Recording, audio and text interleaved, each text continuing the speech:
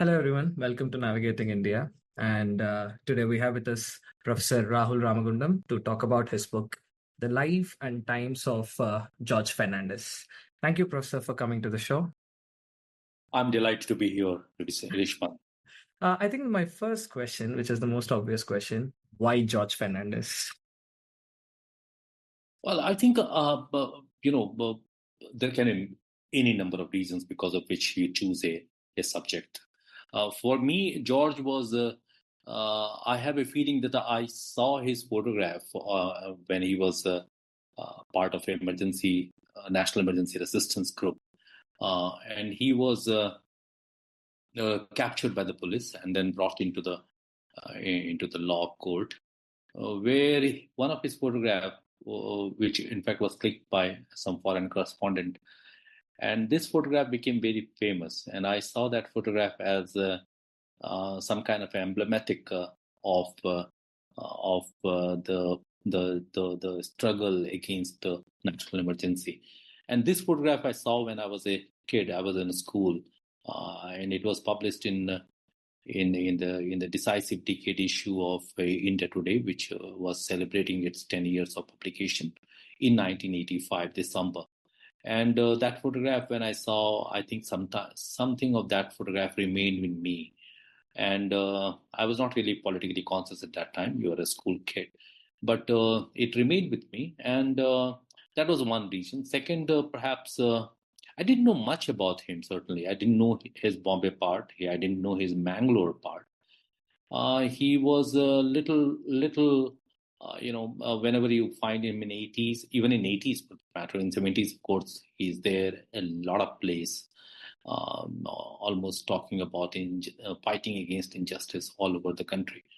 But in 80s as well, you could see him at the hot spots wherever there was some kind of a mass murder or the police atrocity or something like that happened. He was there, and so perhaps that was that. And I was thinking about writing something which deals with the post-independence period. I had already done a book on the freedom struggle. That was the book was called Gandhi's Khadi: A History of Contention and Conciliation. So I wanted to look at the post-independence phase, and I thought that George could be an important subject through which I can also understand India's own evolution in the post-independence time. I think that was the idea. Mainly looking at somebody who has straddled across the last 60, 70 years after the independence.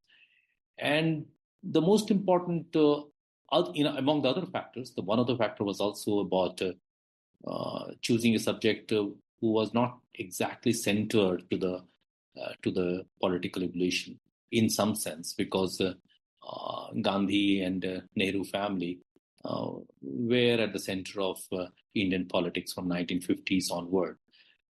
George was in a position all through this time, and slowly by the time he came in the 70s, he also became part of the ruling regime with NDA coming into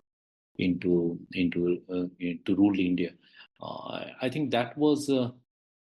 So I really didn't want. There were a lot of books already on Gandhi Nehru family. So Indira Gandhi had multiple biographies. Jawaharlal Nehru had multiple biographies. One figure who had no such biography was, of course, George, and he had played an important role in the 70s. And also in the post-Lohia phase, he was one of the socialists who had taken up with some success,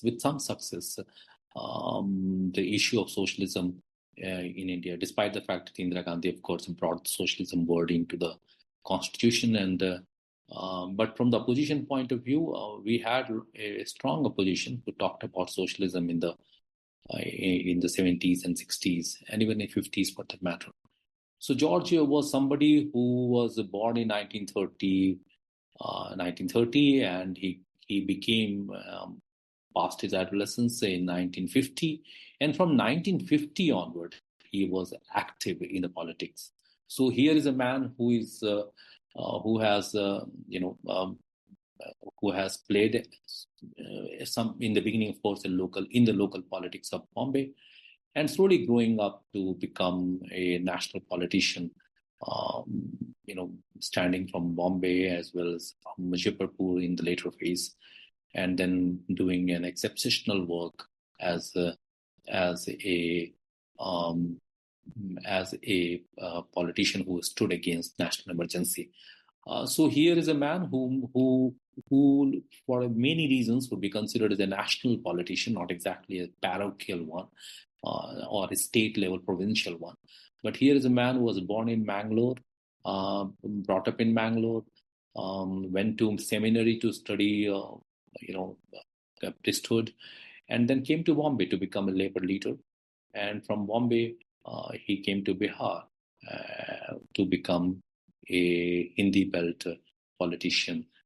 He was also a trade unionist, as you know, not only in Bombay, but also became a leader of All India Railwaymen's Federation. So here is a man who straddled across many sectors of the politics. He picked up many issues, and he never saw himself as confined only to either his grid or his region. So I think, I guess that was the reason why I chose George as a subject of my 12 years investment in doing this book. Yeah. Yeah, 12 years of work. I mean, there is almost 100 pages of notes at the end of the book, extensively cited. So that's what I want to explore. Like, how did you deal with these sources, right? 12 years of collecting the material, and what are the key sources that you have looked at? I mean, you already mentioned about the George archives. So what are the key materials that you have looked at? What are Well, in 2009, I went to meet George, and he was already almost out of the politics. He was denied, nomination from his own party, which he had founded. So, feeling humiliated and sitting in his own house, he was a member of parliament at that time. Not exactly, not the member of parliament that time, 2009. But yes, 2009, little later, after a gap of 3 or 4 months, he was made into a Rajya Sabha. So he was in the parliament, but he was not going to the parliament. So I went to meet him. I had just completed in 2008 this book, Gandhi's Khadi, and so I wanted to give him a copy because he was known for organizing craftsmen and craft workers across the country. So I went to him and gave him this copy, and suddenly the idea cropped into me, and I spoke to him about it. He was certainly not much given verbal communication at that time. But he understood what I wanted to do. I said that I would like to do a book on you, some kind of a biography on you. And I didn't know really much that what kind of papers he had, but the conversation led to his private papers, which in fact he had kept in one of the house in Delhi. And I was given access to those papers, and they were of massive collection. The papers which George had collected and the papers that were given to me, were from 1959 onward. So from 1959 to 2005 or 2006, the papers were there. And those papers contained many different things. Some of course, like all politicians would like to collect, their own writings or their own appearances in the media. So some of the files were of that kind. So you have collections of George's, interventions being published in the media, and which maybe some secretarial help that he had, perhaps they collected those things and kept into the file, and that was the one kind of it. Second was George wrote many letters, particularly those times when he was in the jail and writing letters to the people and people writing to him. Particularly those times, twice he was spending time in the jail for a very long duration. That was in 1963. He spent almost a year, that is 9 months, in jail in various jail in Maharashtra. And the next time when once again he went to jail was the time when during the emergency. And during these times, he was writing letters, he was making petitions, he was signing off, the court papers, and all those papers were kept into his archive. What I really found that some of the papers, and this was very strange, that while in the jail you're writing letters, but you're also maintaining a copy of it. That's a handwritten copy of those letters that he wrote to people, family, friends, as well as political friends, political colleagues. So he wrote those letters to them, and they maintained a copy of it. And that was something which was unexpected from my side. In fact, I never thought that because there was no possibility of keeping a photocopies at that time when you're in the jail. So, like Gandhi's paper, for instance, if you see the Gandhi's collected work, it has papers that Gandhi did wrote to the people. And when in Government of India, when it started compiling those papers, they wrote to many people across the world, inviting them to donate their papers, so like whatever letters the Gandhi wrote to them. And the Government of India asked through a circular, asking them that they should donate those papers to the collected work of Mahatma Gandhi editor. But in George's case, these things do not happen. Like, he has to maintain his own. He's not Gandhi, of course, so he has to maintain his own archives. So he was not only writing letters to the people, but he was also maintaining a copy of it. That is in the jail. But when it comes to the outside jail, there was, of course, a secretarial help that he had. So he would be writing as an MP some recommendations about some people, and those the copies were also be kept. George also had a good fortune of having a connect across the country, because he was in the post-Lohia phase. He was the only politician who had an all-India socialist reach.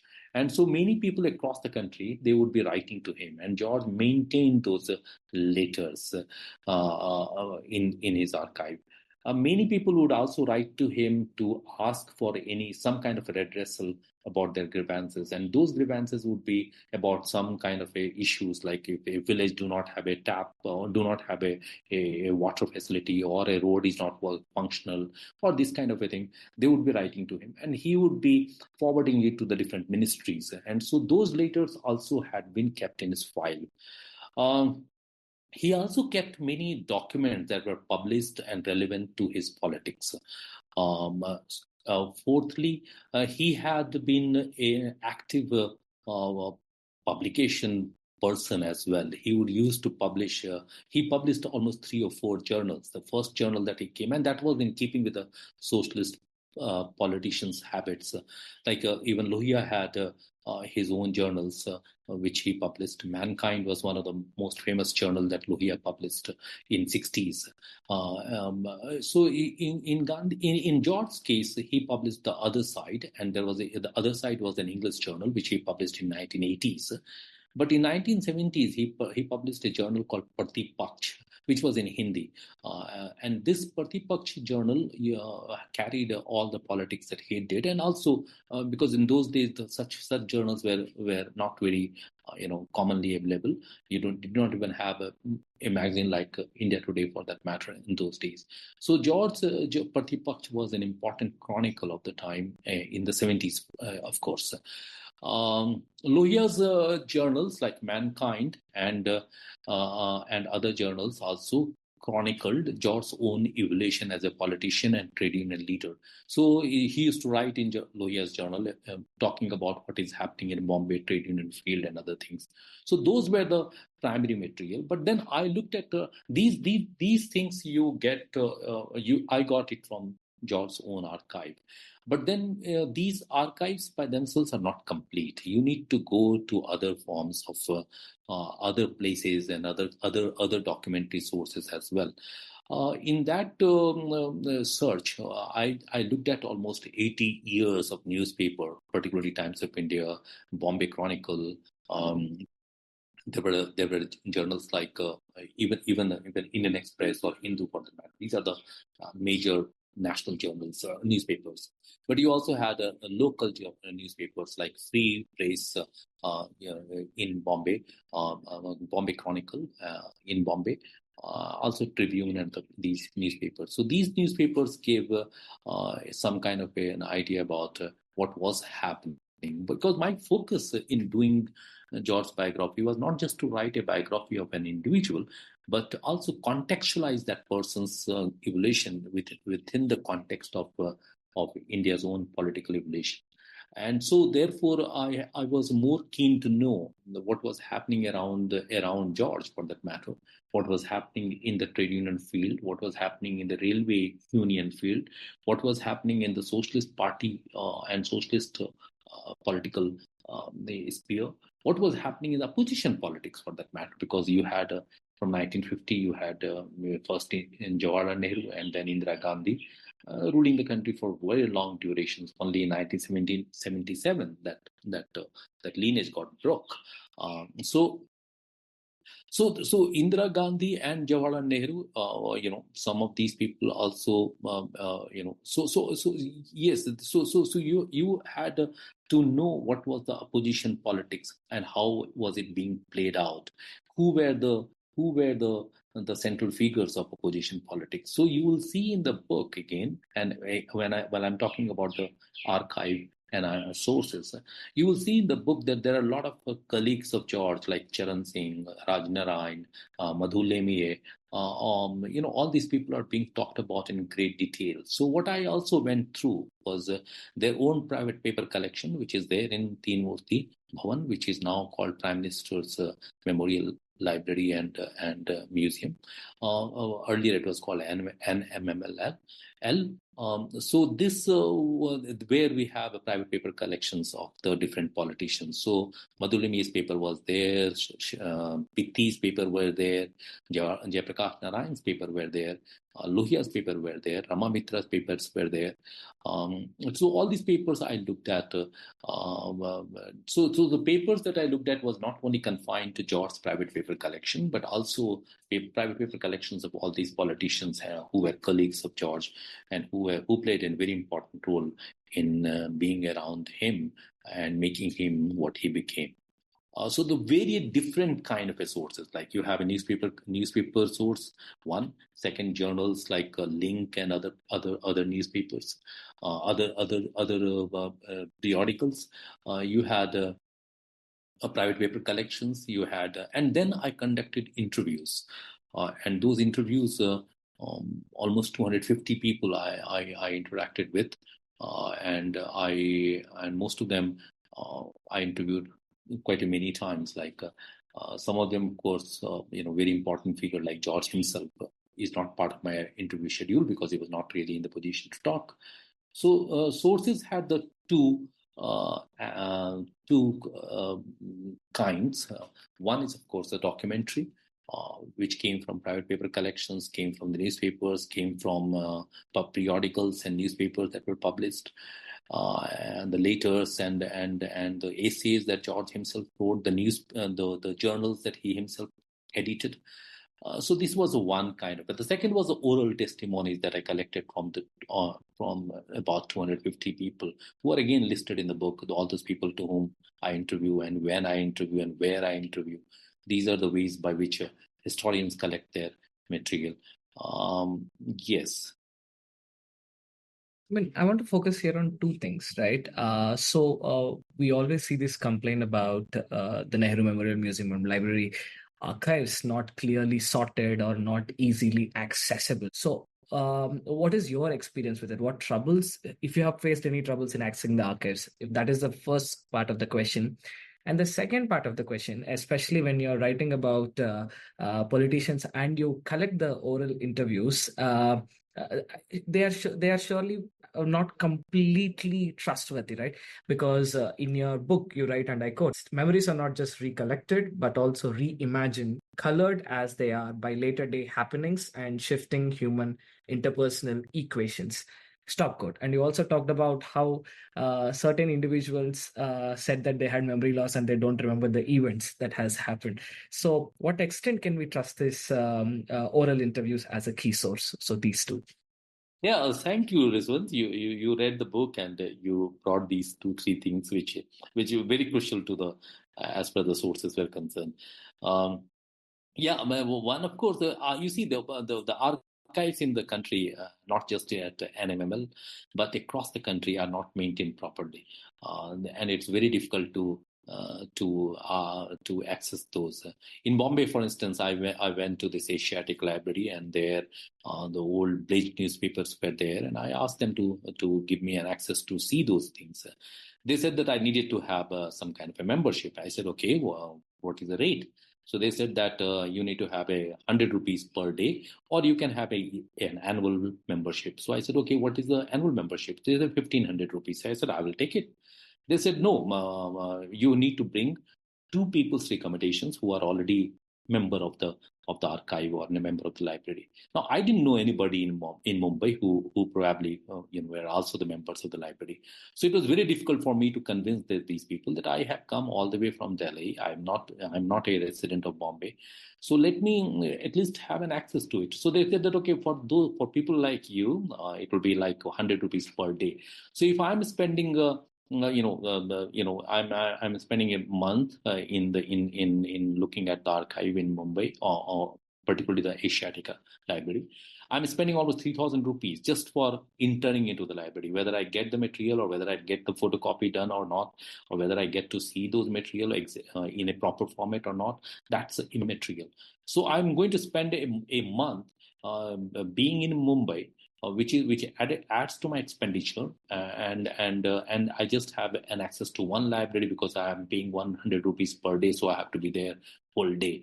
So that is the thing. So anywhere in the country, I have found during my search that the materials are not. First of all, materials are not kept into a readable format. So you really don't have I'm not talking about the digital medium. I'm talking about the real hard copies itself. So hard copies are not kept into the and they are not easily available.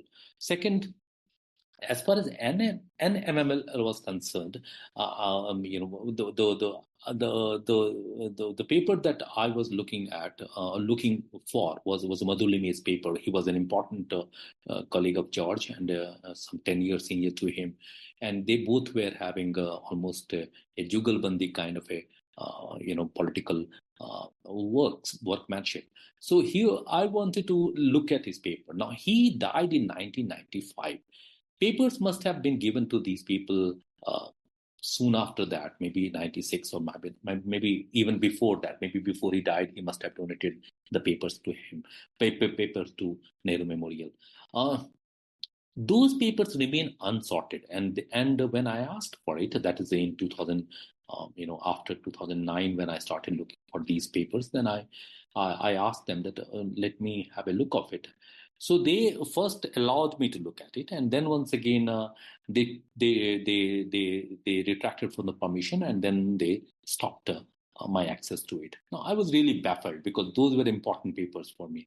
Now they said that the one of the reasons they forwarded, which was that the papers are unsorted, so cannot be given to you because you cannot cite it in your in your book, because there are no file numbers, there is no accession number. So how will you do this? So we cannot send you. Now we cannot give you access to it. Now this is a problem. Like I donated all the George's paper that George had given to me to Teen Murti library again, this animal and again. Now I made it a condition that they would be sorting it out, and if they have not sorted it out, then they would be still giving access to the people who would like to see those papers. Now I don't know whether this condition was put to the Nehru Memorial when Madhu Lime's papers were handed over. Now those papers are, of course, in the large. I can understand the number of the papers that are there. From Madhu's side, of course, the papers exist in a large quantity, but we don't really have our manpower. The people who are working in Teen Murti library, they are not that equipped. That is, these are also not just an intentional issue. It is not just that the people are intentionally bad. There is also resource crunch. They don't have the people who can do an efficient job in making in sorting out, cataloging those papers and then making it accessible to the researchers. So there is a multiple issues on that. And which in fact also gives you some kind of inkling into the state's approach towards historical research and how a state. How much value a state puts into this kind of an academic and cultural activities. So that is a one problem. Second, as far as oral testimonies were concerned, yes, many people, as you cited this line, saying that the reimagination of the memories take place when you talk to a person and you try to prod that person to talk about certain event that might have happened 20 years ago or 15 years ago, and they might have played some kind of important role in that event, or may not have played an important role, but might be on the margins of that event, and so might have seen some of the incidents or some of the events occurring that time. Now, the two things happen. One, the person whom you want to interview about a past event, that person assumes some kind of a self-importance, which once again kills the whole idea about honest conversation. So the interlocutors, a feeling of self-importance because they are carriers of certain kind of a knowledge. So that also creates certain issues. I'm just talking from the research point of view. What are the kind of issues that can crop up? Second, what happens that the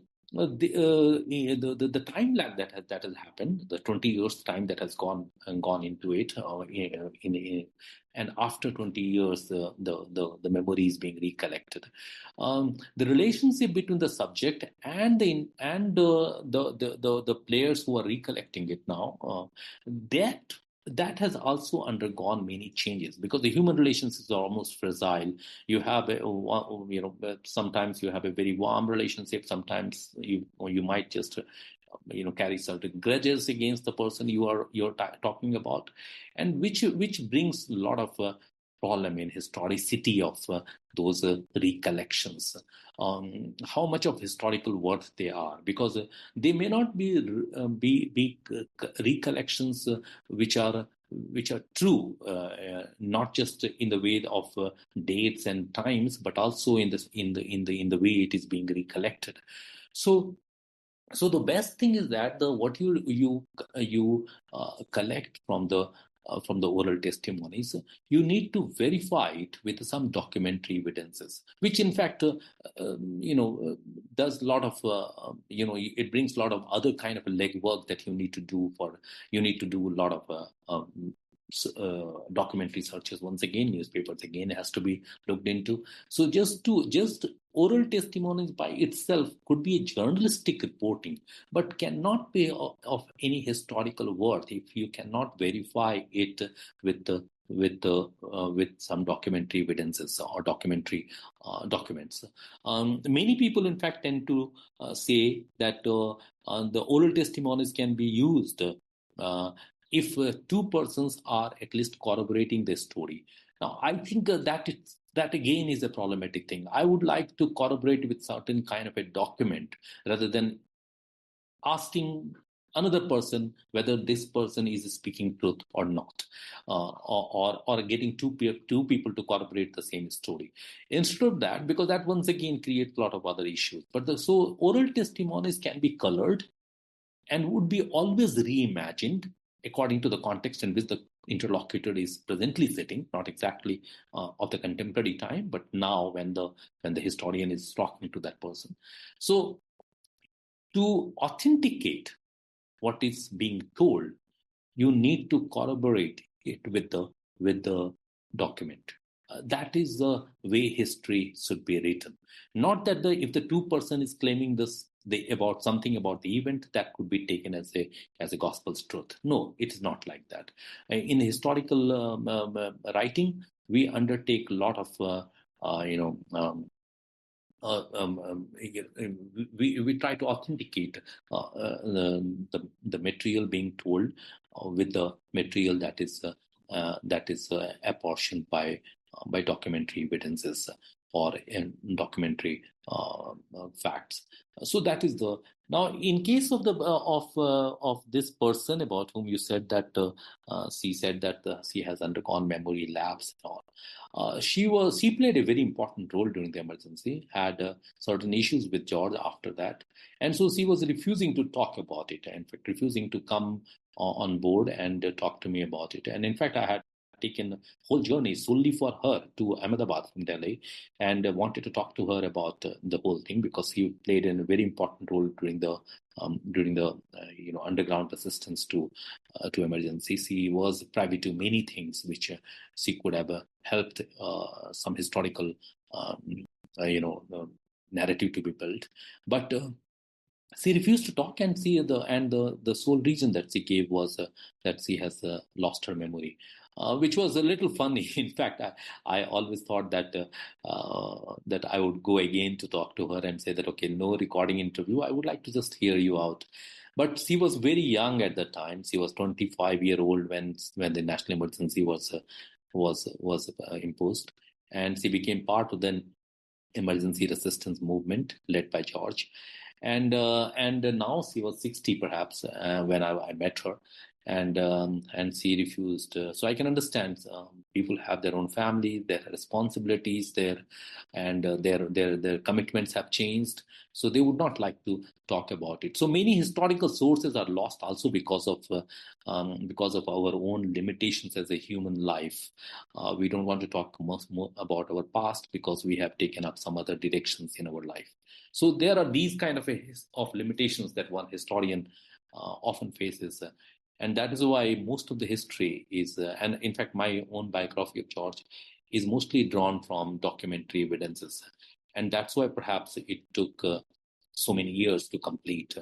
The people who write, there are two other kind of writers who also do the biographies, and one of the kind is, of course, journalists. Journalists do sometimes a good work because they have been on the beat. They are following that political person because of their journalistic occupation or engagement, and so they bring a lot of personal anecdotes, make it interesting. But they fail to contextualize that politician and their time. And they might give us a very interesting narrative about that person's life and their everyday encounter with the people, and the way and also the way they are making their policies or they making their politics. But history, for a historian, the contextualization is as important as the reenacting the life itself. Yes, Rishwant.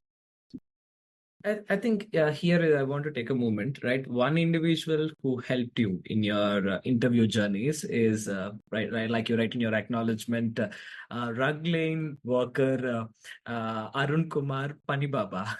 I mean, it seems like a very interesting story. Would you like to elaborate on your encounter? Arun Kumar Panibaba was really interesting. I'm glad that you're making me talk about him. In fact, this man was a journalist, very close to socialist politics. He used to tell me that he was a rug laying member of the Socialist Party. That is, whenever the meetings are happening, he was the first person to arrive at the place, the meeting place, and he would lay down the rug as a young boy. And so that is the beginning. And he also told me that he was also a personal secretary to Lohia. Not in the way that he was writing letters or something, but he was somebody who was providing him, his daily needs, like giving him a massage or something, that kind of a thing. And this person became a journalist. He became a Hindi journalist, and later he also got into the politics and all.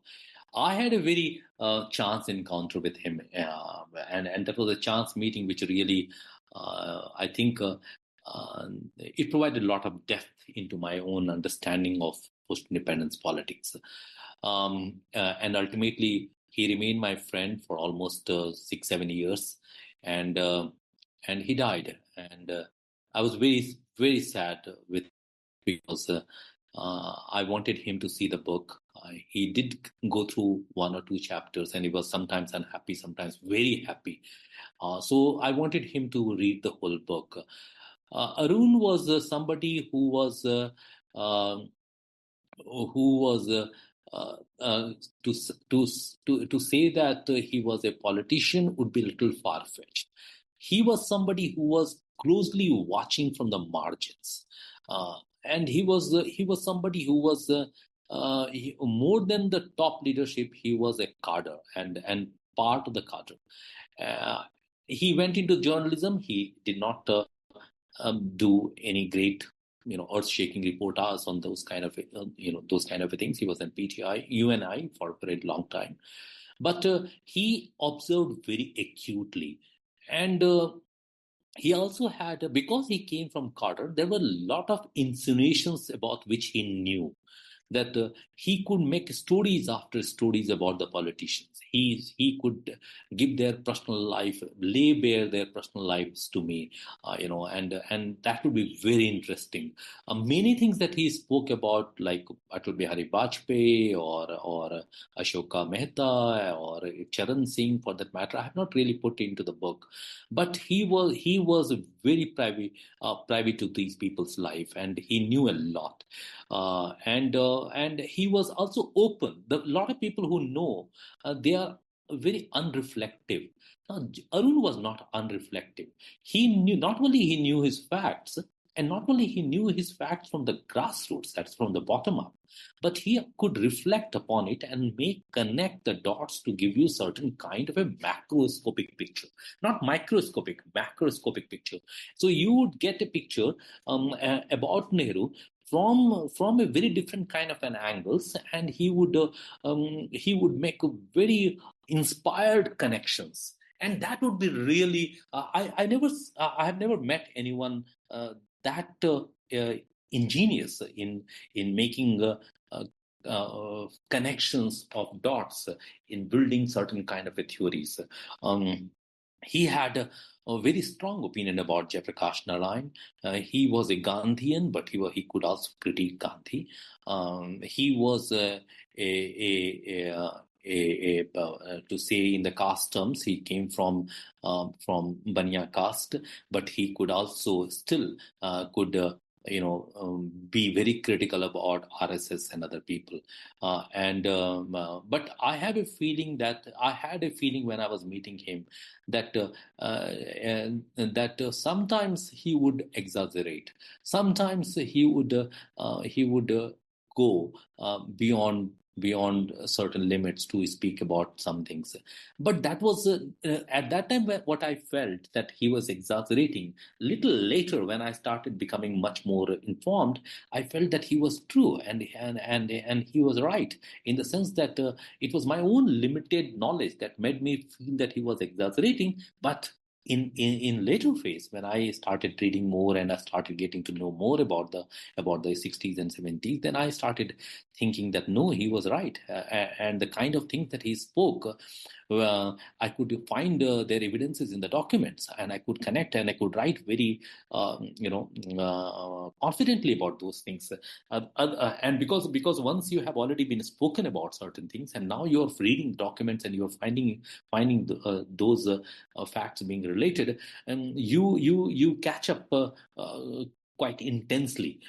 Sometimes what happens that if you're not aware about the fact, and you are reading it first time in the newspaper or first time in the document, you tend to oversee that, and you pass over it.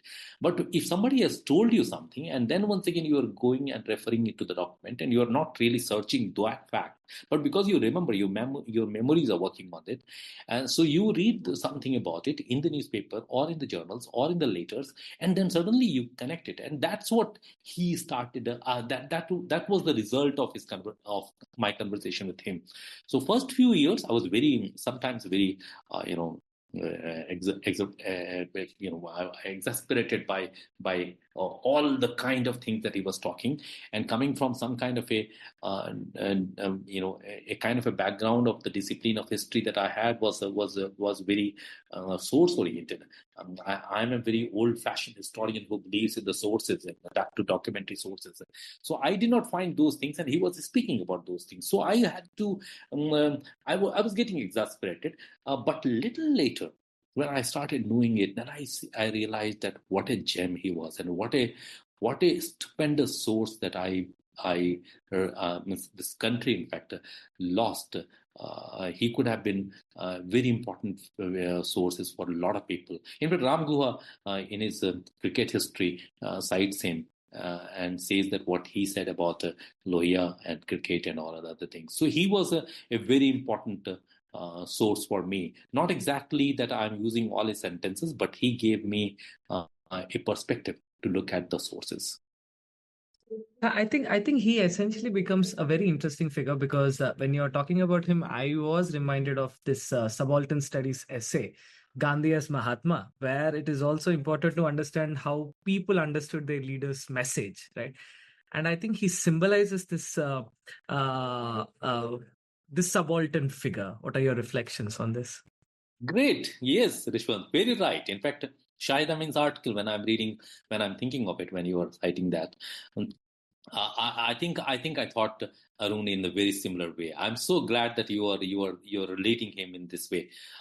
Yes, he came not from the elite leadership. He came from the subaltern leadership, or subaltern class.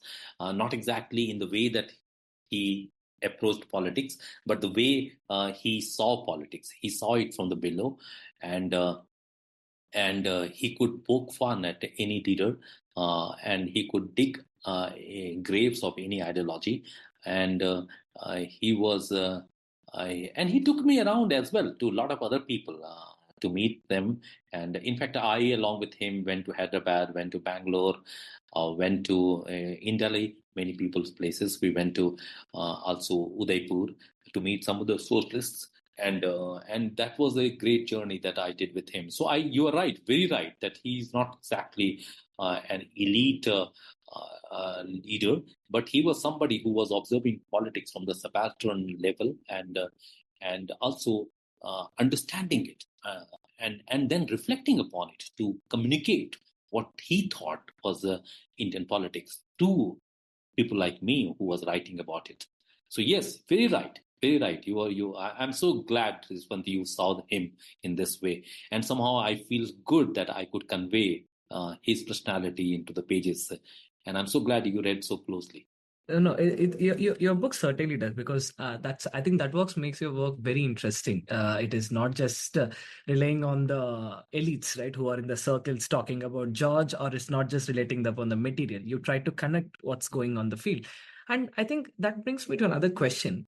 Many characters in your book will deserve a complete biography of their own, right? That include Madhulimai, that include Ashok Mehta, that include Raj Narayan, right?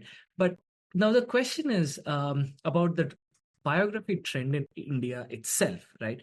I genuinely believe it is not a well-developed field in India, and we don't have biographies of many individuals. First, Indian history scholarship haven't taken biography writing very seriously for a very long time. So I might be wrong. Like, what are your opinions on this? Well, I think when I started writing about George, I had two things clear in mind. In 2009, I was going from Delhi to Bombay, looking for archive, of course, in Mumbai. And in the train, I met a girl who was just sitting beside me, and she asked me, "Why are you going to Bombay?" So I said that I'm going to starting to do this research on George Fernandes, and she was a not very old girl, maybe 25-year-old girl at that time in 2009, and George was still in the politics at that time, and she asked me, "Who is this George Fernandes?" And so I was really rattled. So two things really dictated me when I started working on writing part. One, that George is not Mahatma Gandhi, so you need to write about him in a way which makes people read it. So you have to almost make people read it. So how will you do that? So writing becomes the kind of way, the way you treat the research and the way you write the research. It becomes a field by itself, not just that the personality of George by himself is so strong that the people will read it and come and read it. But you have to go beyond it. personality is of course very strong. There is a readership which is already available and who will be reading George's biography. But there has to be the new people who has to be brought in, because George is not Mahatma Gandhi, not so well known across the country. So you and he is a politician of the post-independence who has a a kind of a shelf life as well, because after death a lot of new politicians come, new issues come, and things like. So I thought of writing it. So one, in a way which will make people read it. So there are two things. One, of course, to research on certain segments of post-independence history which has not been really catered to or researched on or written about. So the issues that George raised was in fact facilitating me in that direction. One, he's picking up the issues of municipal Mazdoor union. He's picking up issues of taxi man union. He's picking up issues of railwayman union. He's picking up issues of Mumbai Bandh or a lot of other things. So these are the issues, like Municipal Mazdoor Union, in fact, has not only Municipal Mazdoor Union, the specific organization I'm not talking of, I'm talking about municipal workers. We have not really studied municipal workers. One, because municipal workers mainly come from the lower caste of our country, of Hinduism for that matter, and because of which the focus has been more on the Dalit politics, but not on the Dalit workers for that matter, and because of which not many people have studied municipal workers. And even if they have studied from the colonial point of view, where they have talked about sanitation and other things, but not the workers for that matter. Who are these people who are cleaning our cities? What are the kind of pain that they undergo? What kind of a facilities that the state has provided to them? Now, Mumbai being Mumbai, can you imagine being the first city in the country where the things like this had started developing. So you didn't have many focused work or very targeted studies of municipal workers. So one of the concern was to bring those kind of subjects which have not been really covered. And George's biography, in fact, was giving me that kind of a space to treat those subjects. So the one important thing about the biography was that I'm going to make George read by people. How do we do it? Okay, choose the subject area which has not been covered by other people. That is one. Second, write the thing in such a fashion that it becomes almost like a novel. So if you change George by some other name, it should still be read by the people. So that was the thing. So I have a feeling that partially, I would not say completely, partially I succeeded a little in that twin aim that I had. I could bring in the subjects like a municipal workers strike, or the Mumbai Bandh, or socialist history as well. Not very much in a popular domain. You don't have the socialist history being talked in the way. We have much more focused on Indira Gandhi's or Nehruvian phase, but we have not really focused on how socialist as a socialist party or its different fragments they conducted themselves in the post-independence polity. We have not done it. We have not really also talked about how Janata Party was formed and what happened. So, and many politicians who worked with George, like Rajnarayan or Madhulimi, about whom you said that they could have a biography dedicated completely to them. Certainly, these people were also not there. So many trade union activists like Bal Dandavate, Madhu Dandavate's brother, Bal Dandavate, who was part of George's trade union work in Mumbai. Many of such people have not been talked about, and nobody knows about them, but they have played very important role in making this country. And so my focus was not only on choosing the subject of the biography or the chapters in the biography, to focus on certain which has been left untreated in the post-independence time. That was the first idea.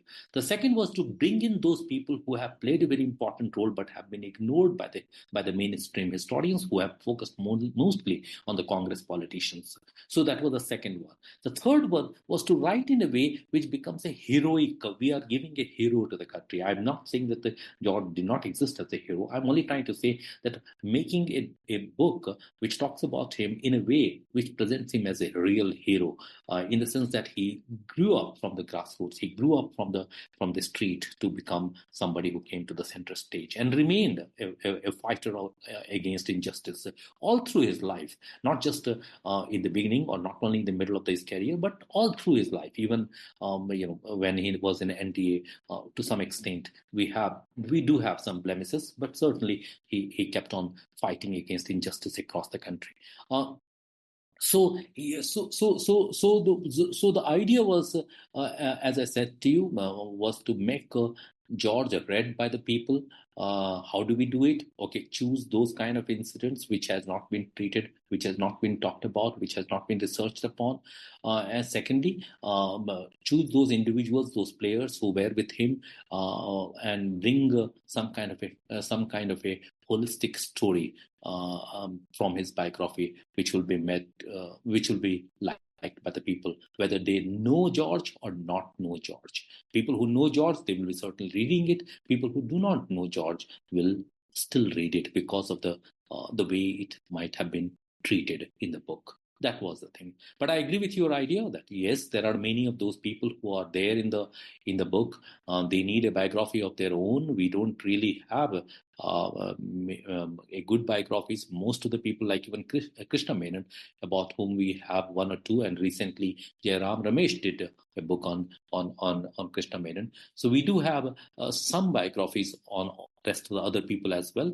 We have on Madhulimiye or even Lohia for that matter. We don't really have a good biography. A friend of mine who is doing a good biography now, in fact, writing a biography on Jayaprakash Narayan. So you really don't have in India. In fact, the most biographies are written by the people who are close to the politician or to the people about whom it is being written. Like you have Hemant Bahuguna, whose daughter Rita Bahuguna wrote a biography of him. So they become hagiography. But the point is that we have such a dearth of biographies that even if a family member is writing about that person, it becomes some kind of historical source. Second, the sources are very important and very problematic in this country, because most politicians come from, if you're talking about a subaltern politician like Kapuri, Thakur and other people, they come from such kind of a background that they didn't really have a secretarial help or even resources for that matter to keep, because they Kapuri Thakur, for instance, they remain most of the time, he remained in the opposition, not much in the government, so he could not really collect or keep an archive of his own. So we have for a historian, a lack of archive becomes a big issue. So that's why you have more and more biographies coming up on Gandhi for that matter, because Gandhi's collected work is sufficiently rich for giving you multiple biographies of the man. Now, or Nehru's for that matter, Nehru Memorial Museum, they have some 100 volumes of Nehru's work compiled into the volumes. You have a collected work of Jayaprakash Narayan being done by Bimal Prasad. He did this work, commendable work again. You have Lohia's written sources, written articles have been compiled into some 7 or 8 or 11 volumes, I guess, which has been published by Anamika Publication House. You have Ambedkar's volumes by government of Maharashtra being published into. But what happens, like Ambedkar's, for instance, you don't really have letters that Ambedkar wrote. Many of those letters are, I don't know where they are and who has the proprietary right over that, or why the government of India or government of Maharashtra, who were compiling these volumes, why could not they collect those letters? So it becomes almost a published sources, published documents of Ambedkar or Lohia for that matter, who are very important politicians for this country. Their material have been just compiled into multiple volumes. But Gandhi is very rich. He has letters that he has written to people. People have donated those letters, which were done into the volumes by the editor of who was appointed or given a space by the government of India. So I think all the chief ministers, I was talking to Sitaramaya in Bangalore, and I told him that why don't you have somebody who can collect your private papers? And every chief minister in this country should have that, should have every politician for that matter. But many politicians who are really rising from below, they don't have that kind of a resources to or even to and in their the daily struggles, they don't have that kind of a mental space where they can think of collecting their private papers into some kind of a archive. Charan Singh, for instance, he was you see, the education really helps a bit. Even while I will say that a person like Karpuri Thakur do not have his archive, but you have a Charan Singh who from Meerut, he grew up as a politician, as a local, he was a pleader in a local court in Meerut, and from there he became somebody who went up to become even the prime minister of the country. He collected his private papers, and those papers were used by Paul Brass to write a multiple volume biography of him, and those papers are there in Teen Murthy and other places, which in fact are immense resource for writing a great biography of Charan Singh, and also a political or maybe area study of Uttar Pradesh.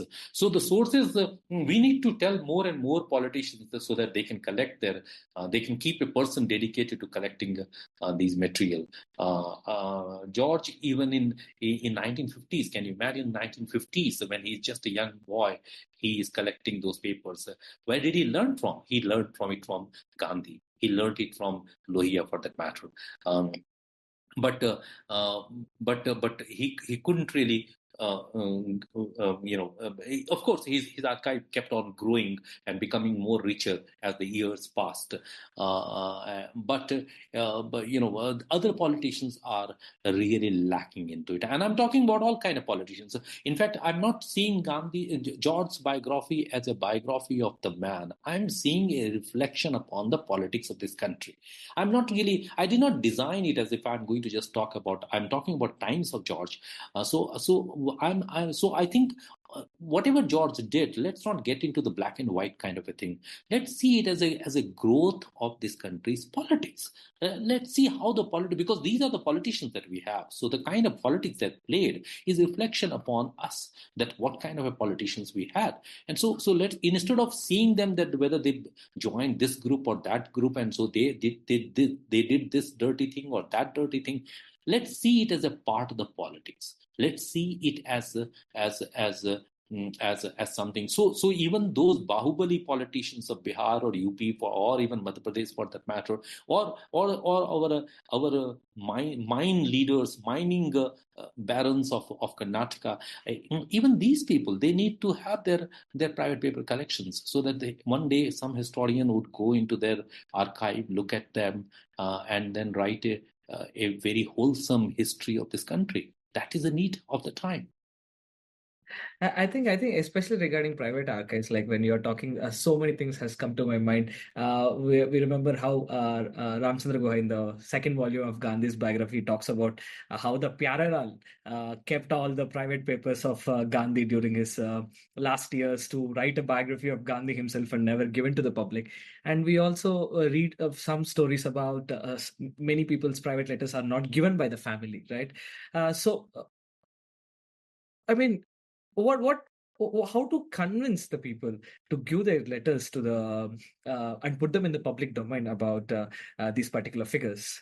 Because I'm sure you did a great favor by collecting the George Fernandes papers and giving it the NMML. So how do we do it as a movement? What is the role that the state should play, right?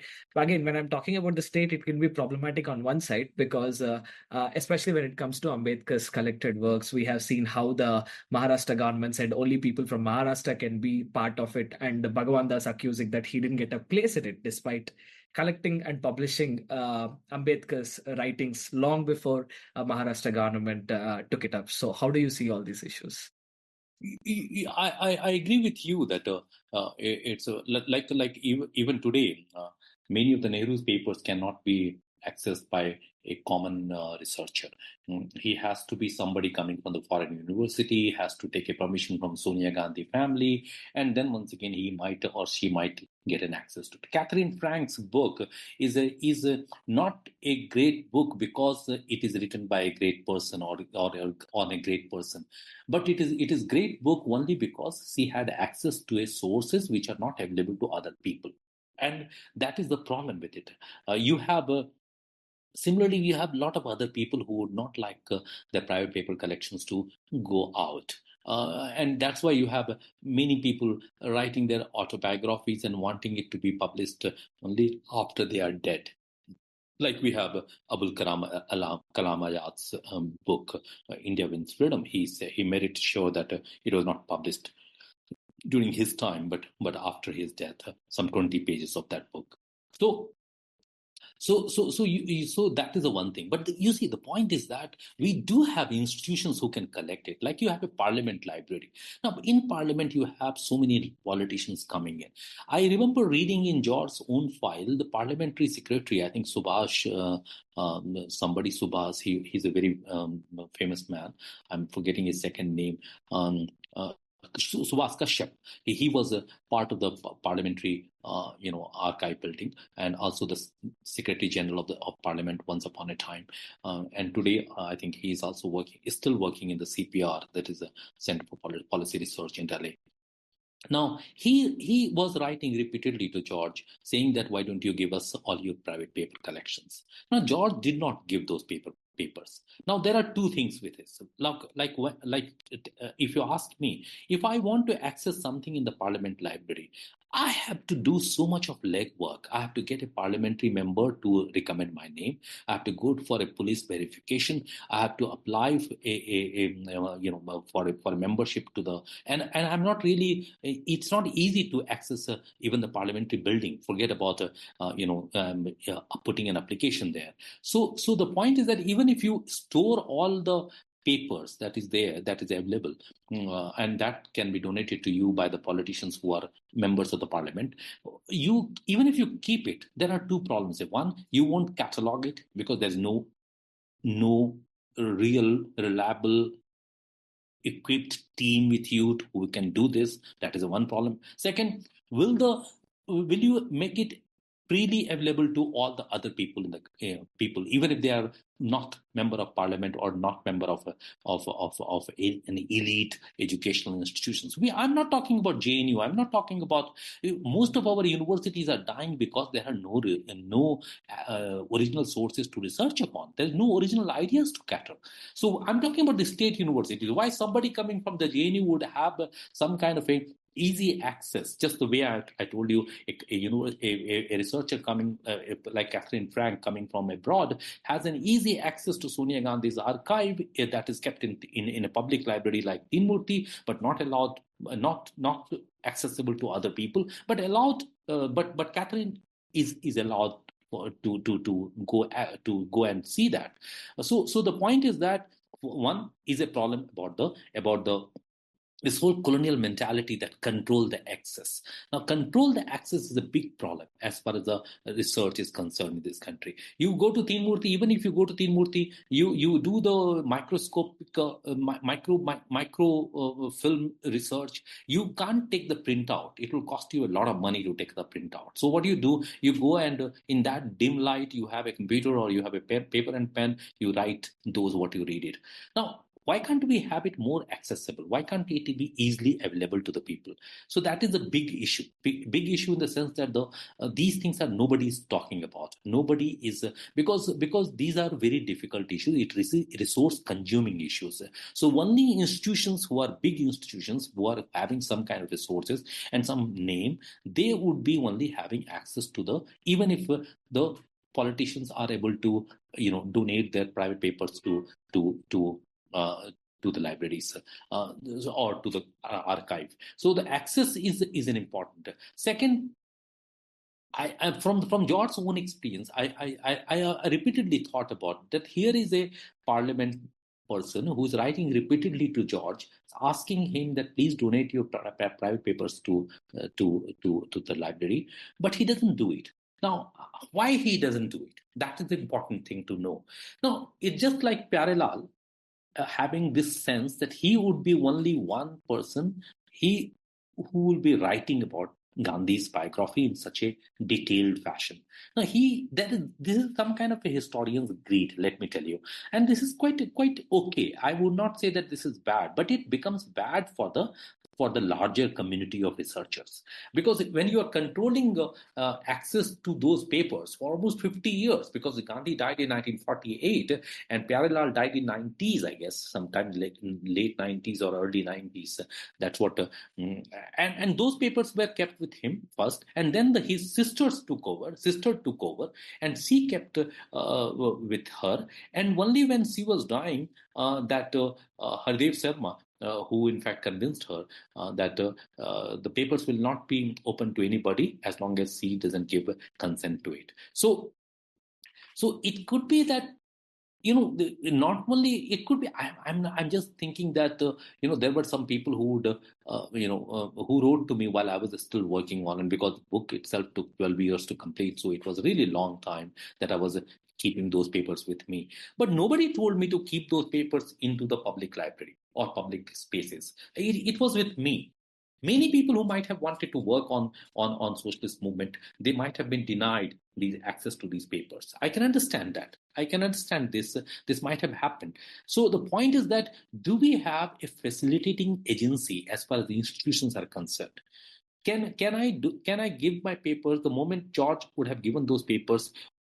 Those papers are there any mechanism by which those papers would be made available to anyone and everyone? We are not having that kind of mechanism. So what happens?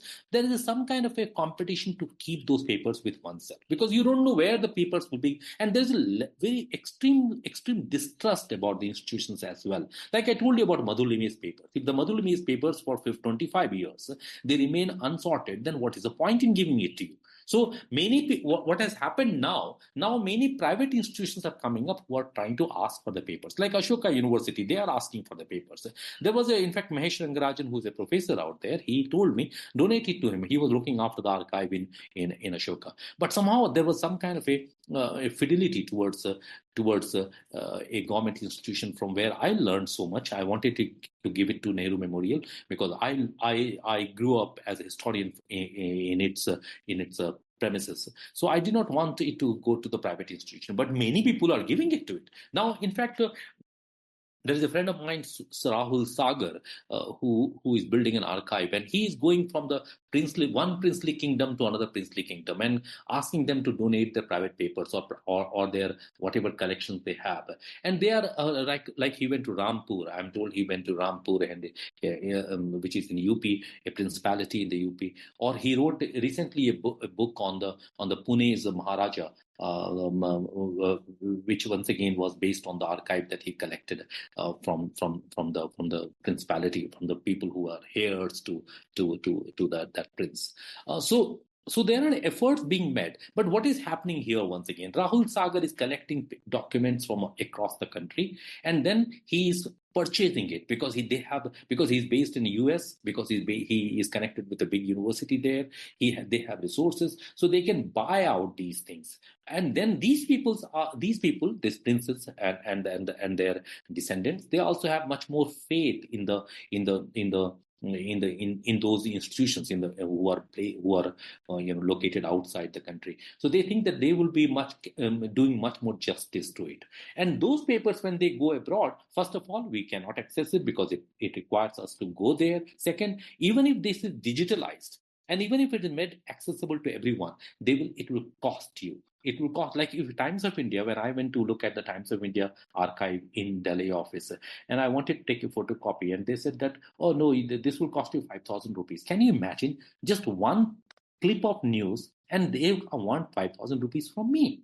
Now, these are the vital questions that comes up. Now, how will you maintain? So the public institutions really have to come up in a very big way. Parliament library has to be very accountable, and library has to cater to the people's need, the researchers' need. And then they have also the captive audience. They have so many politicians who are members of that. Why can't they convince those people? And why can't the secretarial help I think there is some kind of a allowance that the secretarial help that each of the MPs get. Now these MPs, they are using those secretarial help for some other purposes, or not even using, they are just getting the money and keeping it for themselves. But why can't they be inspired to keep somebody who can at least keep a file on whatever they speak, whatever is published in the local media and newspaper, in whatever language it is published, whatever speeches they are giving? Let this person who has been given some kind of a allowance, some kind of a salary by the parliament or by the government of India, as a secretarial support to MP. Why can't this person be asked to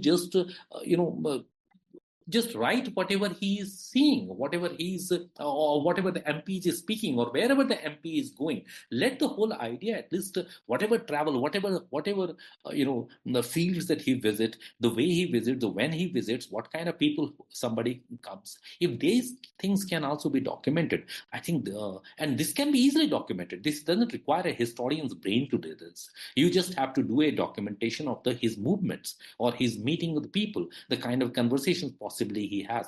The confidential conversation cannot be certainly recorded, but you can at least moti you can do those kind of things. So, but you're not inclined to do it. Even when the resources are being given, those resources are being diverted to somewhere else. So why can't the chief ministers who are so powerful, like Yogi, for instance, or Siddaramaiah, for instance, or even Stalin, for that matter, these are the powerful chief ministers. Why can't they have their own secretariat which will be which can collect those material about them, about their policies, about their work, into some kind of an archive? Why can't it happen? It can happen, but point is that, do we have this political will to do this? Are we ready to lay bare our all the political maneuverings that we do? Are we secured enough? Because many politicians are not secured enough. They feel that these are something which, but these maneuverings are part of the Indian politics. The whatever maneuverings, this whole horse trading that happens in the name of making or unbreaking or breaking the government, these things can be documented and cannot be. Why can't it be documented? It has to be documented. Newspapers are certainly writing about it, but there has to be something whereby we can do those kind of things, and then it becomes a massive resource which a historian of 21st century will be really using it, and it can really lay bare the way Indian politics evolved. I think to a large extent, my effort was facilitated only because of George's uncanny habit of collecting letters that even if his wife wrote to him, and keeping a copy of every letter he's writing. That's right, exactly. And imagine something which is so personal, that a wife writing to him and he keeps those letters some in the file, or Jaya Jaitly writing a note and keeping in the file. So I think this is a very rare politician. George was a rare politician who was so active, so busy, and so much of different things he was engaged in, and almost 24/7 politician, completely, not almost, wholly. And that person also had this sense of history, that he could keep his papers in the files that I was given access to. Yeah. Right. I mean, in your book, you write how he's actually a man like business, like I quote, reveled in action, soaked in the sweat of working people. He loves to be in action 24/7, a unique thing about George Fernandes. But before we explain that aspect, let's start entering into the book and talk about George Fernandes. I want to first discuss about life of George Fernandes before 13th July 1949, when he officially joined in the Socialist Party. So what was George Fernandes before that? And one thing that looms large in that life is the religion, right? How he wanted to become a priest and then gave it up. So would you like to explore that?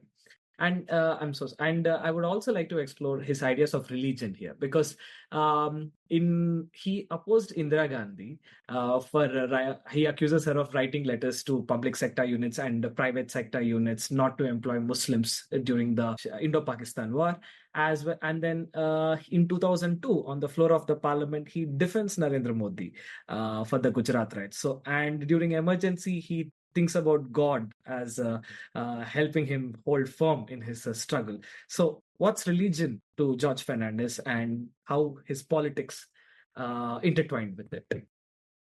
Well, Yashwant, one by one, let's go. Let's begin with the first question. Sorry. That's that was quite a lot. But yeah, let's begin from the first part of your question. That is, what is happening to him, and who is this person before 13 July 1949? Well, he's born in Bangalore, and he's the eldest child of the family. The father is struggling a bit. He's also, West Coast has is a quite a vibrant place. I think one of the most vibrant place when you see the rest of the country. Here is there have been trade from the time immemorial with the outside world. There have been traditions and religions in that area. Different religions co-inhabiting with each other and also fighting with each other and finding a niche for each other. Like we have UDP, we have also St. Thomas, we have famous mosques out there, and so we have Mangalore khas karke. It's quite a quite a place which could be said to be cradle of lots of religion, for that matter, Jainism, Buddhism, all kind of religions, in fact, cropped up in that area and found footholds. So George is somebody who is and Mangalore, also because of because of its connections with the maritime trade, as well as with the cultures of different parts of the world. It became quite eclectic, for that matter, in its cultural pronunciations and practices. Different religions, when they come, that's what I found in my own ethnographic study that I did in Mangalore for the purpose of biography. I found that the culture and religion not exactly go together, but the religion likes to have the similar culture, or like to. So every time you had a new religion, the cultural changes become imperative. And that is also enforced. Slowly, those cultural changes which had been suppressed because of the coming of the new religion and because of the people adopting a new religious mode of worship, you had the cultural changes are imposed, but those cultural changes are suppressed only for some centuries, maybe, or some years for them, maybe, and then slowly those cultural changes which had been those cultural elements which were erased, they start really coming back again, or they start. So the culture is something which is religions really fear culture, because the people's culture are of or great resilience. They have a great resilience, and they come up. That's what I found in Bangalore. So what I found in Bangalore, and as far as the George is concerned, that at the very fag end of his life, and not only exactly at the fag end of his life, he did have a sense that what was his cultural background, where did he come from, and so there is a extreme realism in George, and that's what makes him a man of plurality, a man who nurtured plurality in his career, in his politics, and in his private life, who respected plurality. That is the one. Second, some kind of religious syncretism can also be found in his practices or in his. So there is less of dogmatism in him. That is the one thing that you need to understand, and that is not only because of the cultural practices, but also because he comes from the West Coast. Despite all the rigidness of the different religions in the West Coast, you still have less dogmatic religious practices in the West Coast and ethics than in the rest of the country. So that is something which George imbibed. Second, George, this whole business of becoming a priest, the Christian priest, that had the two inspiration. One, it was some kind of a compromise with his father because his mother was not there with him, and because he had his father who was and the sons always see their father a little bit dictatorial because he's dictating things. The mother, and an absence of mother makes the father more dictatorial. So I think that is the one thing that George felt, that his father was not giving him space to express his own personality, and that's so he wanted to go to Bombay, and the father gave a compromise and said that no, you can't go to Bombay. So both of them worked out a compromise that okay, they will go for a priestly vocation, and so they would go out of the house. So when a house where the mother is not there, where there are four brothers, and where the father is there, and who is himself struggling to make ends. But, the son is a 16-year-old son. He is having energy, and he wants to break free from the father's hold. And so the only solution at that time, in the late 40s and early 30s as well, one of the way by which the people would break from the familial hold was to go into the religious vocations, and it provided some kind of liberty to both men and women, both the nuns as well as for the priest, for that matter. And it also had a social stature. You have a social prestige when you become a priest. That is the only way by which social recognition comes to you.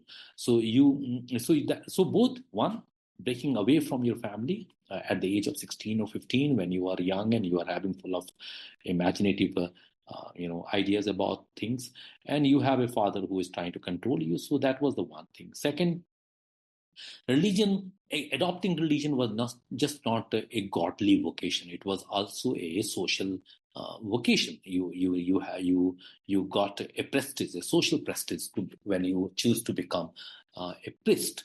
So George going for a priestly education was some kind of a compromise with a dictatorial father, and it was some kind of a breaking away from the familial hold.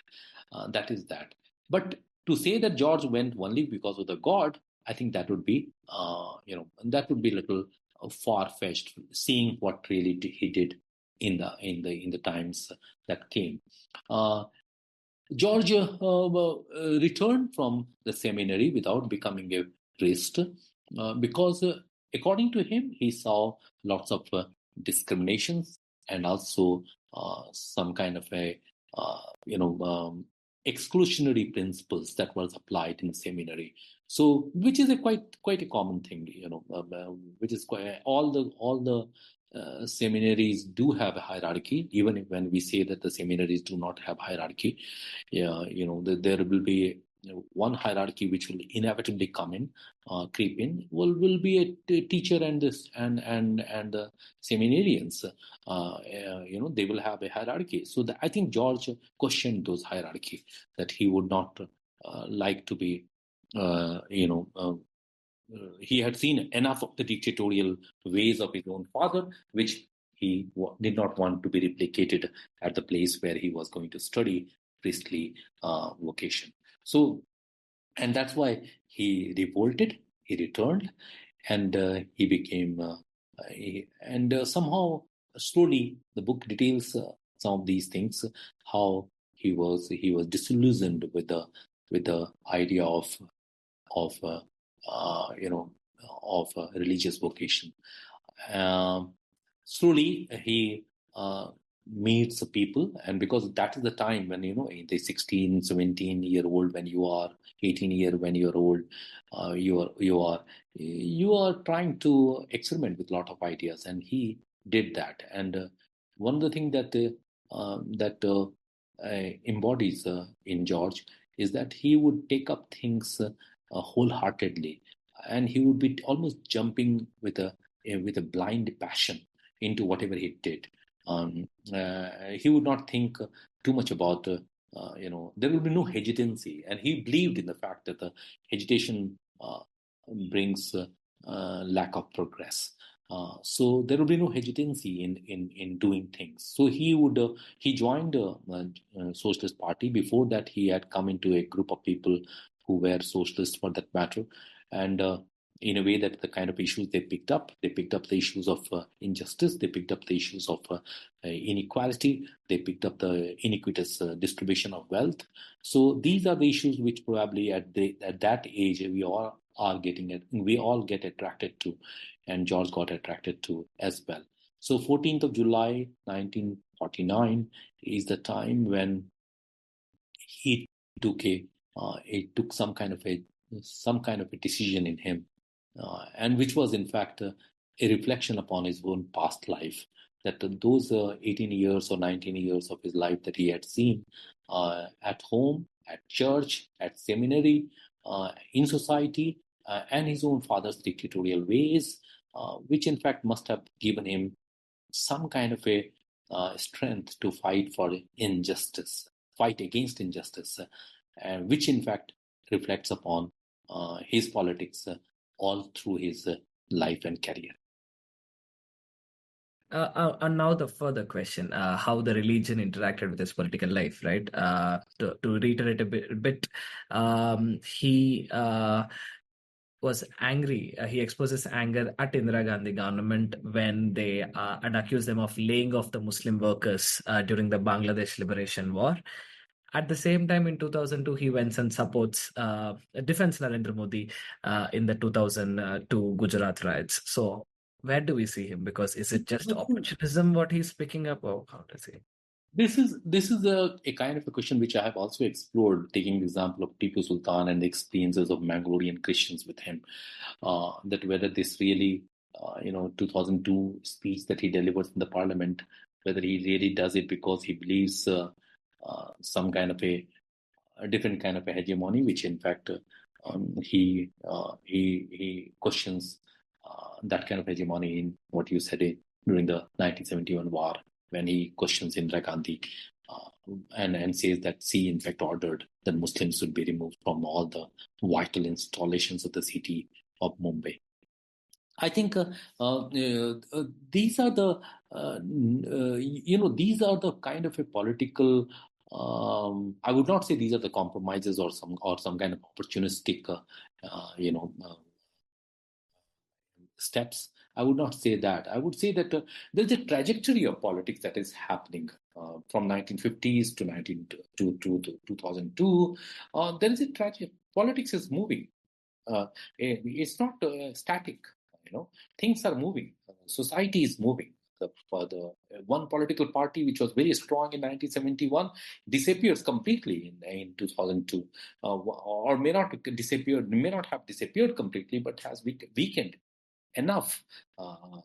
So to say that what he did in 2002 was something which was a continuation, which should be continuation of what he said in 1972, I think that would be really not fair to him. Politics has moved. The country's issues have moved. As I said, a party which was struggling in 1972 to find its foothold has become very strong in 2002, and now it's a ruling regime. So to expect George to remain constant is is a foolhardy idea. Let's not get into that because this is politics. Politics is moving, politics is changing, people are changing, ideologies are changing, the agendas are changing, the needs of the country is changing. So that is the one thing. Second, in some sense, the whole George's political formation took place in a time when we had a non-congressism being a prevalent idea.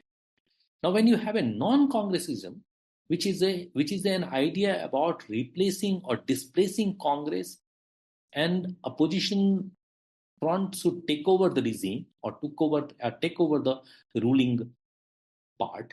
Now that the George's political formation happens in this course of the time when there is a political dominance of Congress, and all his life he is fighting this political dominance.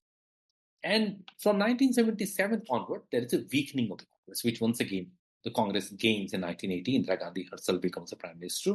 And then next 10 years again, Rajiv Gandhi, everybody. So Congress is a dominant party. Even when during the Rajiv Gandhi's time, there is a Congress decline happening.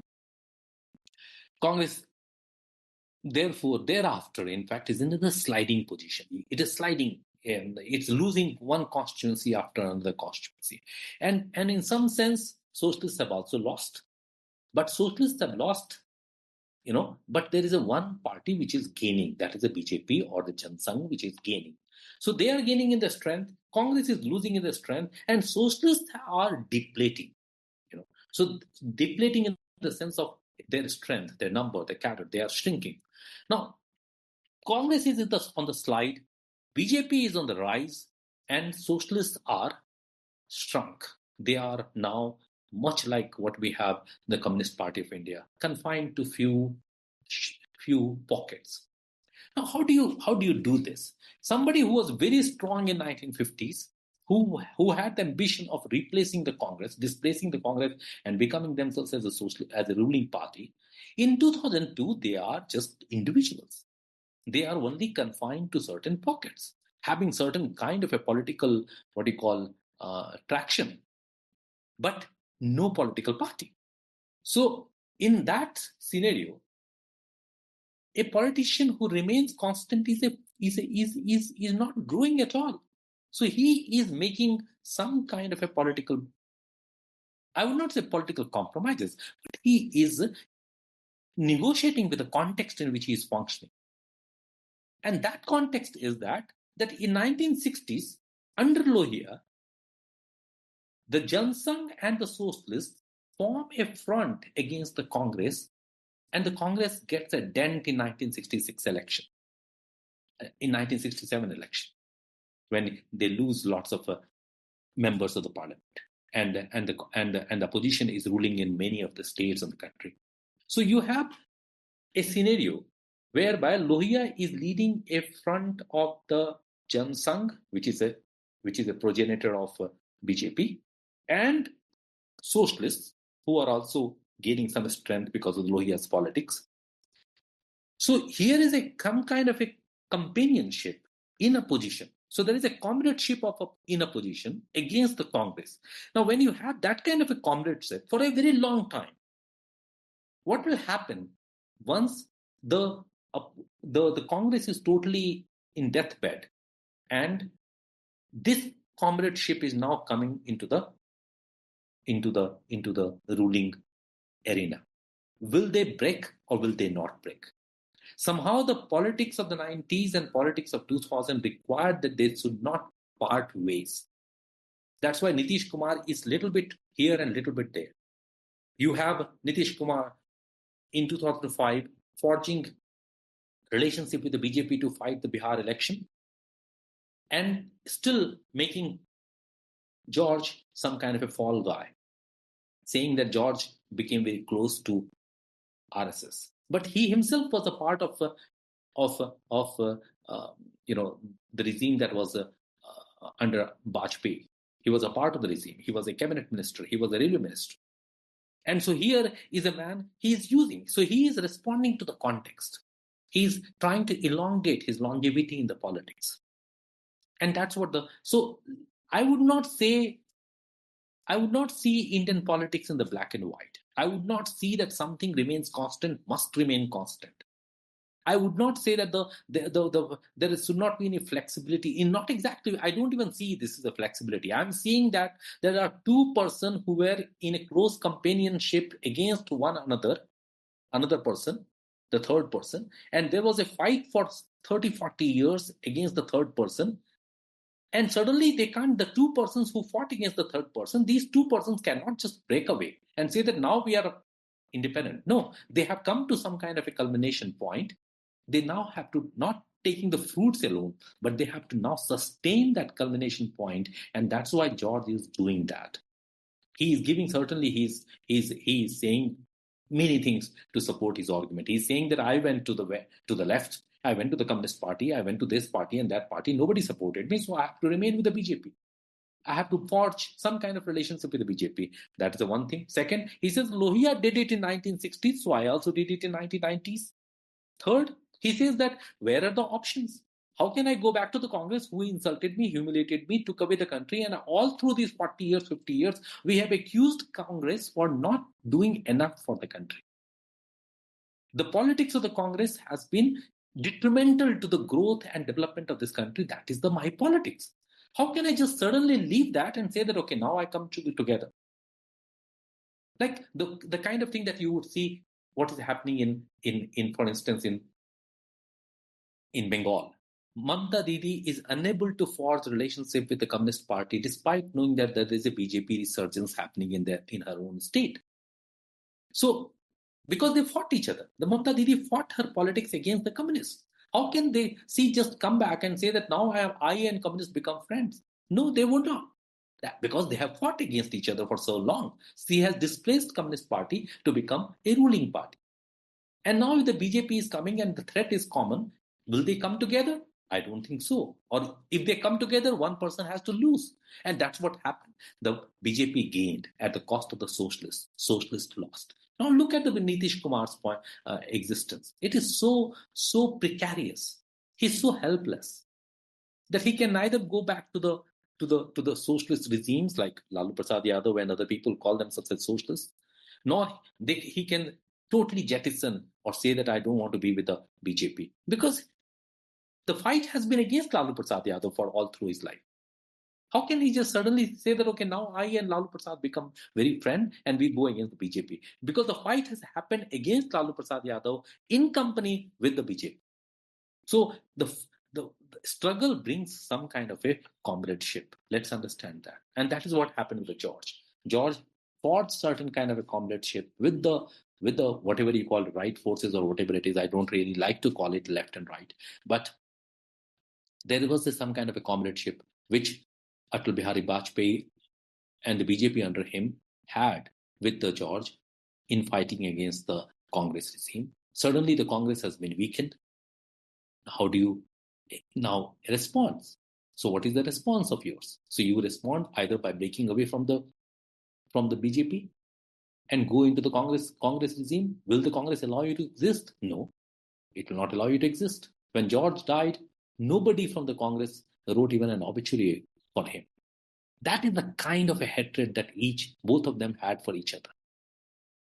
So this is the politics. This is the context. This politician's response is to context, less to the ideology. I have a feeling it's the context in which George responded. I think I responded to you. I think it's really important. Like, I mean, very interesting what you have tried to deconstruct in terms of politicians responding to the times they are living in.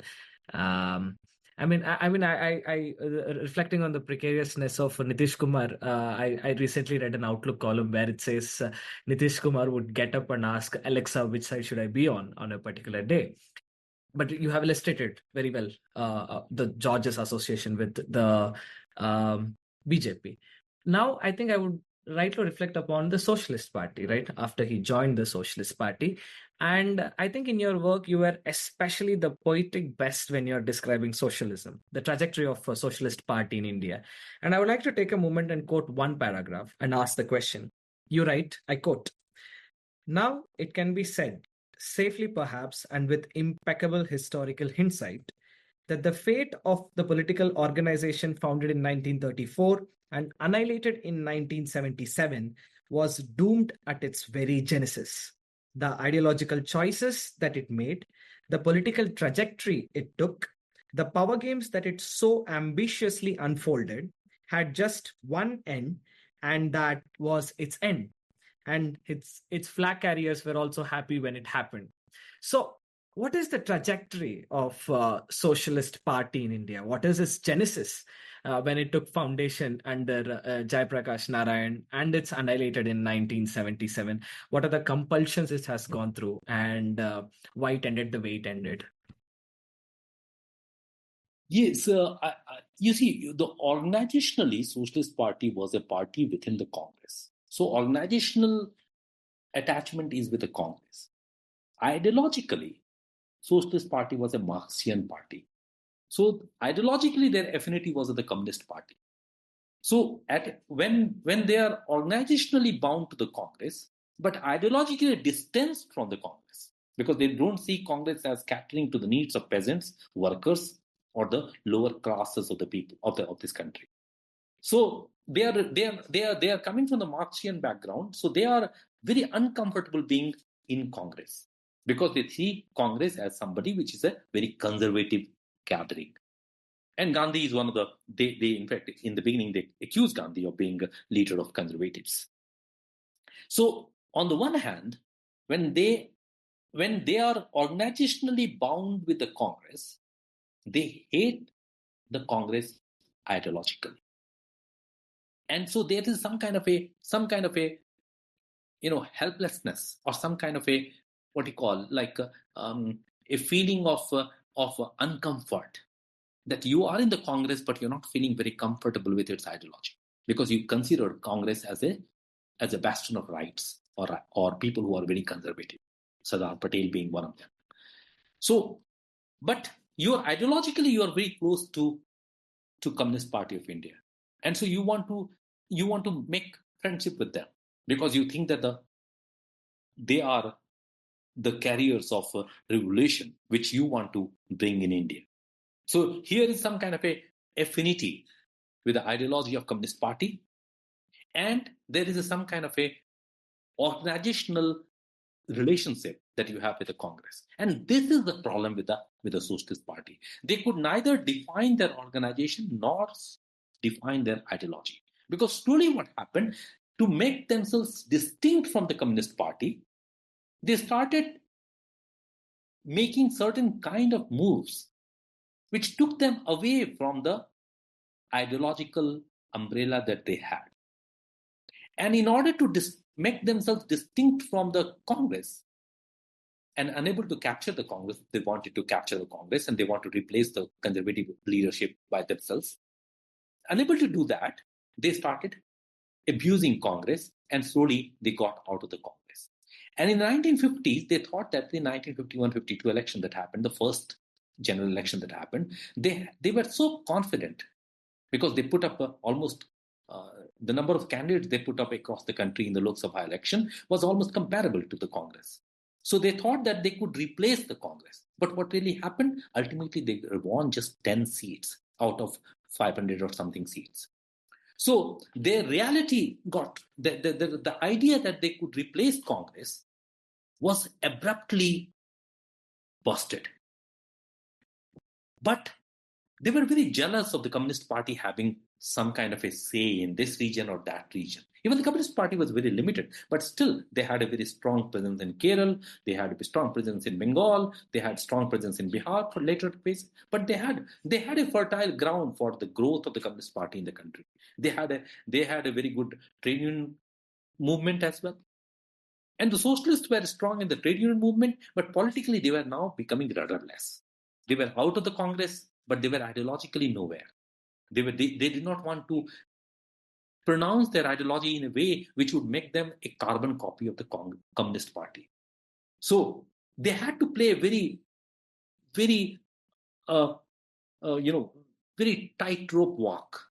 That's what happened. And Lohia became a kind of an ideologue who wanted to bring some kind of an ideological differences with the Communist Party and also with the Congress. Organizational differences were already there. They were already out of the uh, the Congress. So they wanted now to hoist their own flag, and they did that. So they had the Praja Socialist Party or the Socialist Party or even whatever it is. So the different names came up, but they remain one group, like Socialist Party.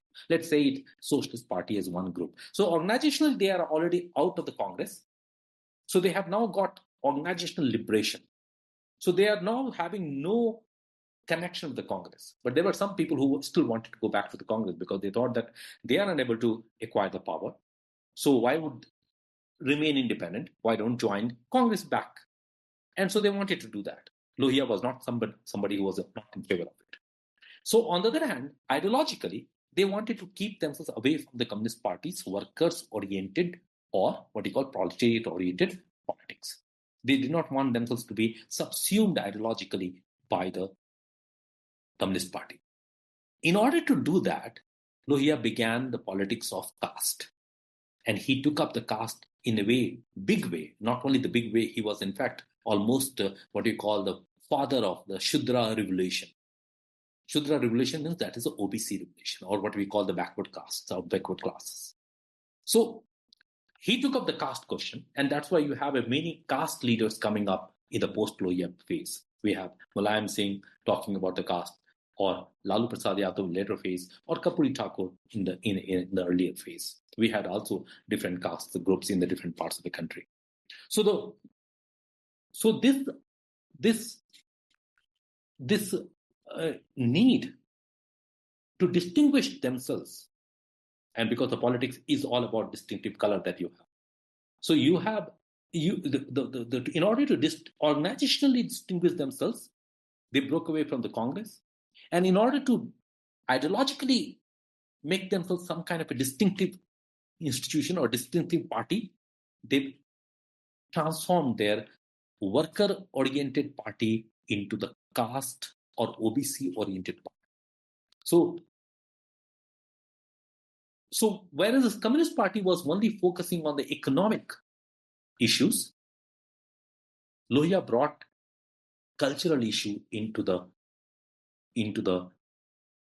economic issues. So the economic and culture became part of the Lohia Socialist Party or socialist movement, whereas the Communist Party stuck to its economic ideologies.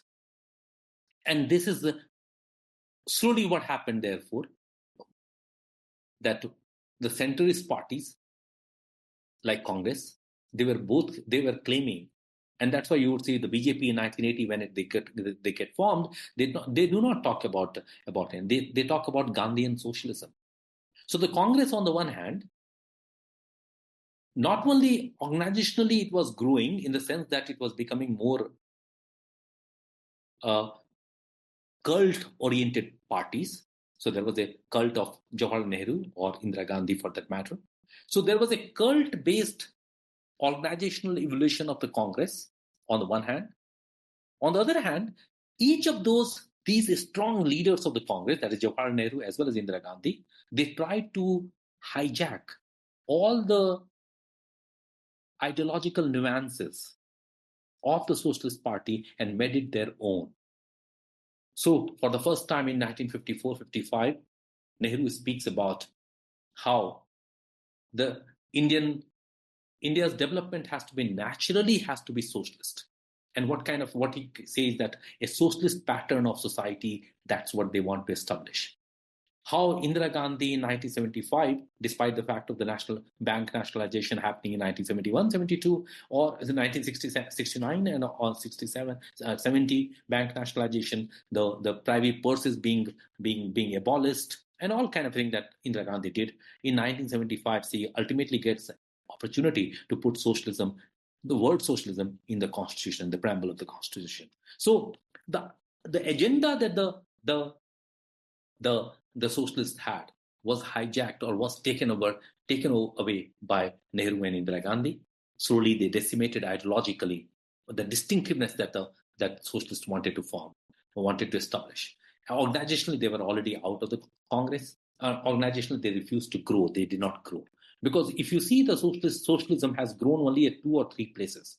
Some places in Karnataka, mostly in the Shimoga. In Bihar, it grew because of Jayaprakash Narayan. In Shimoga, it grew because of the Gopal Gowda and other people. So what happened, wherever they were part of the land movement, wherever they were part of the of land reform demands, they grew in those areas. Otherwise, they remain worker-based party. And that's why this attempt by George in 1980s to shift the party from the worker-based party when they were strong in Bombay, and Shiv Sena took over, and so they lost even in Bombay. They wanted to come to the peasant-based party. And that's why they took Charan Singh as the leader.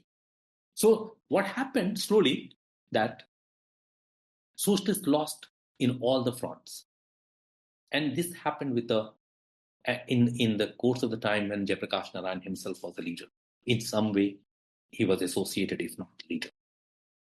Jayaprakash Narayan began the party as a workers-based party, talked about the peasantry, but could not reach to the peasantry. But then he was the only leader who could connect with the peasantry in Bihar. And that's why you have a Socialist Party, very strong presence in Bihar. Not only because of the Lalu's Yadav and Muslim combination, but because the Socialist Party had a grassroots activism in Bihar. Also, not only because of the Jayaprakash Narayan doing a socialist work, but he was doing a Sarvodaya work. That is, he was part of the Bhudan movement of Vinova Bhave, and therefore he could go to the grassroots, and the grassroots got connected with his personality, and that's why he could lead even the total revolution, the movement across the country, because he became a leader from the grassroots, and therefore he had that kind of a connect. So Socialist Party as an organizational lost because of its dissociation with the Congress, and Socialist Party ideologically lost because it was eager to associate itself with the Communist Party, which was which gradually became a larger, and also because it had its patrons in the communist world, like Soviet Russia was funding and all kind of thing was happening. Socialist Party did not have that kind of a funding. Socialist Party did not have that kind of a strong ideological strength to canvass more and more fund. So it was bound to die because it was formed within the Congress and it was not comfortable with the Congress. It was formed in the Congress ideology but wanted to become a copy of Communist Party because of its ideological affinity with the Marxists. So you have that kind of a rudderless position whereby you will lose, if not today, tomorrow. If Socialist Party continued even after Lohiya's death, it's solely because of the George's work in Mumbai or Jayaprakash Narayan's work in Bihar. Otherwise, Socialist Party did not exist anywhere. That's why most of the socialists from Maharashtra, for that matter, be it or Gujarat, be it Ashok Mehta, Kirpalani, Madhulemiye or George Fernandes, they all went to Bihar to fight their elections because the Bihar provided them a fertile socialist ground, which was prepared by Jayaprakash Narayan, which was in fact a good ground for Socialist Party to fight their elections. And that's why people from the outside the state of Bihar, they could fight the election in Bihar and win the election from Bihar. Most of these people like Karpalani, George, Madhulemiye, Ashok Mehta, and other people, they all had no roots in Bihar, but they came only because of Jayaprakash Narayan's work among the peasantry of Bihar, and they reap the benefits of it. And many would say even the Communist Party's weakening in Bihar happened because of the Jayaprakash Narayan socialism and socialist work that happened. Yeah, I think I explained to you. Yes. Yes, I think one more character we have to put in our story, the Janasangh, right? One sense which I have got from your work, please correct me if I'm wrong, that it is the Socialist Party which actually indirectly helped in the growth of Janasangh and keeping it alive, right? First, Ram Manohar Lohia supporting Janasangh candidature of Deen Dayal Upadhyay, though Deen Dayal lost in the elections, and later how within the Janata Party coalition, only the Bharatiya Janasangh was a powerful sect, and it has helped its growth. So, what are your views on this? As I said, sorry, to add one more, where RSS cadre are the foot soldiers during Jayaprakash Narayan's an emergency moment. So, how do we see this? Yeah, the first, like I said to you, that if the Socialist Party is a part of, it was born within the cradle of the Congress Party, that is the one limitation it self imposes on itself. Second, if it wants to be ideologically akin or ideologically, ideologically defined according to the Communist Party, that is the second limitation of it. In order to overcome these two limitations, Lohia and Socialist Party under him formulated two different things. One, as I said to you, cultural nationalism. That is, which was very close to RSS thing once again, because the cultural nationalism was something which Lohia talked about it. In order to overcome these two limitations, he wanted to go to the people and said that the people are the real repository of the power. So if the people have to be approached, how do you approach? You cannot approach through the organizational prowess of Congress, because you have already broken away from it, because the Congress carries the weight of the freedom movement. And so now you're no more in the Congress, so you need to create certain kind of a ground of your own, which you are not able to do organizationally because you are now away from the Congress. Second, ideologically, you don't want to be compared with the Communist Party. You want to be away from it. You want to have a distinctive personality, even ideologically. You don't want to be compared and say that, okay, this is the poor man's Communist Party. No, you don't want to be said that. You want to have a very different outlook, and you want to have a distinct, because in those days everybody was talking about in some sense Marxism and socialism. So how do you make yourself very distinct? That is that is the second challenge that they had.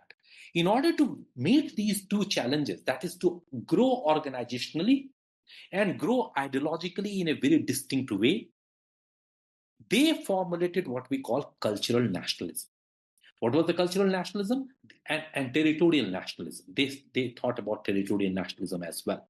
So the cultural and territorial, that's why they picked up the loss of land to the Chinese as one of the important things of it. Lohia wrote a book called Guilty Men of 1962 War.